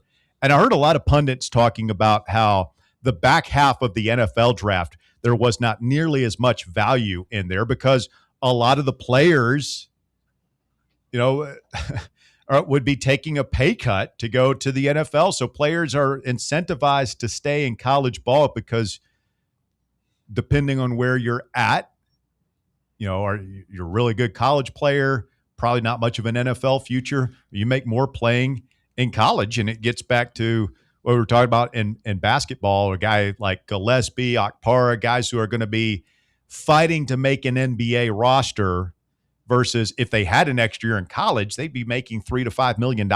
Right. Is that where you guys – here's the thought. What if Pavia decides he's not going to go to the UFL, but doesn't he have another year? No, he doesn't. I don't think he does. No, he had the court case. He had the court case, but he was saying he wasn't even doing it for himself. It was for So he already won the extra year the year before. He was probably deluded enough to think that he was going to get drafted in the NFL and making $100,000 playing in the UFL versus what I imagine would be several million for Vanderbilt.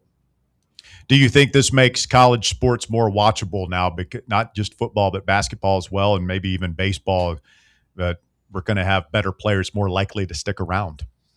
stick around, but the problem is you need you've got to have some sort of chart to track where they go each year. Is the only thing that I don't like is, these guys that are, Day Ames is a great example. This Tennessee will be his fourth school in 4 years. Yeah, I'm fine with all this stuff as long as I'm not fine with just the open free agency of it. I mean, the NIL, I feel like that'll correct itself eventually. The money stuff, but the being able to just jump in the portal and transfer willy-nilly is kind of that, along with NIL, is what's just about broken it. I saw the new tampering thing came down. It's one of the proposals. And what was it? Basically, it sounds like it's another heavy-handed thing where if a player transfers to your school and somebody accuses you of tampering, you're basically going to be assumed guilty unless you can prove you didn't tamper. See if I can find it. So it's basically paragraph. That's how it read. Yeah, I was saying to Russ, the NBA announced 71 early entry candidates for the 26th draft. That's down from 106 last year. So, that's like over 30% drop. And that's wild. You think that's lot. Just because players stand to make more in college? I think there's that. And then just the very thing we were talking about when there was all the deliberation for the last couple of weeks about Nate Ament, next year's draft is going to be much thinner, is what everybody believes. So that's why you're seeing some players hold back. Not a ton, but some are deciding to stick around. Thomas Houck was a good example. Yeah, that was coming down on Friday when we were wrapping up the show. Tyler Tanner, I don't see him. I don't envision him. I'm not even sure he's a first round pick in the draft. I just feel he's probably going to get the feedback and then he'll be going back to Vandy. Yeah, he reminds me a lot of like Jacoby. I just don't think he's got the size to play in the NBA. How tall is he? Like 6 foot? Yeah, 6'6", tops. He's like Kennedy Chandler. He'd make at least $4 or $5 million next year playing college basketball somewhere. And then he'll have a lucrative career playing Europe or China or Turkey.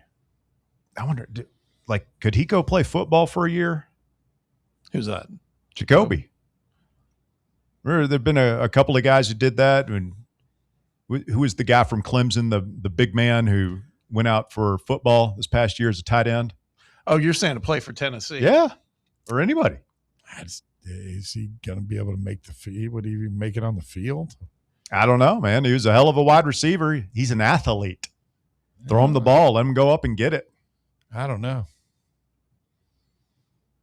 I'm trying to think of who did the best at it. Peppers from Carolina? Antonio Gates. Yeah. Antonio Gates didn't play. He didn't play college football. He just played basketball, right? Jacoby Gillespie. The guy that wrote Pete Gent, way back in he was the first guy to do it. Was there a guy? I feel like I saw a tweet somewhere, or maybe heard a talking head say that there was a guy who was drafted this year. He's like from Africa, never played football. He's never played. Have you that seen guy him? is a freak. That was one of the things you were asking me if there was something else to talk about. I'm glad that got brought up because he looks like he's chiseled out of 6'4", 306 pounds, and runs a 4.6 40. I thought it was 340. Nah, so, I think it was 306 was what I saw. So still, that's massive, man. What is he projected defensive lineman?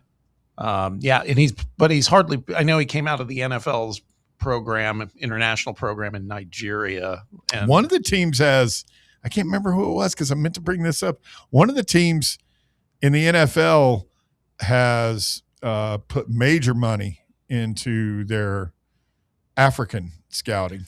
Yeah. And development programs. It might have been the Eagles because I thought they had two guys that they ended up taking. The Eagles? Yeah, the Eagles have a guy named Jordan Mailata, if you remember the name, who I think he was a rugby player, never played football. Yeah. I don't even think he was drafted. They signed him, taught him how to play football, and now he's like a Pro Bowl lineman. So they've got dudes just scouring the Sahara, trying to find the next. Probably I would say more like Nigeria, Belgian Congo. Very similar to where Catholic recruited when they won their state championship in basketball. They're looking for rugby players that I think Jordan Mailata is from New Zealand. That's where they scouted him out of. Australia, even places like, Ireland and Scotland with their rugby teams. Those dudes are insane.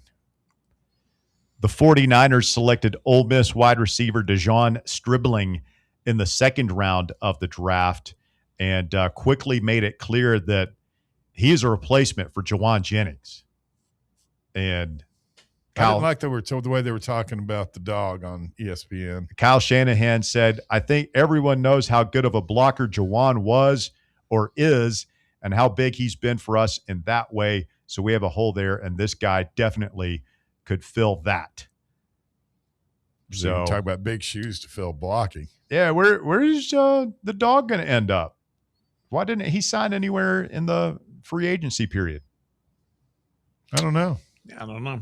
Is that a leverage thing? When he's just didn't like the offer, is going to wait till a little bit closer to the season, see who's wide receiver desperate.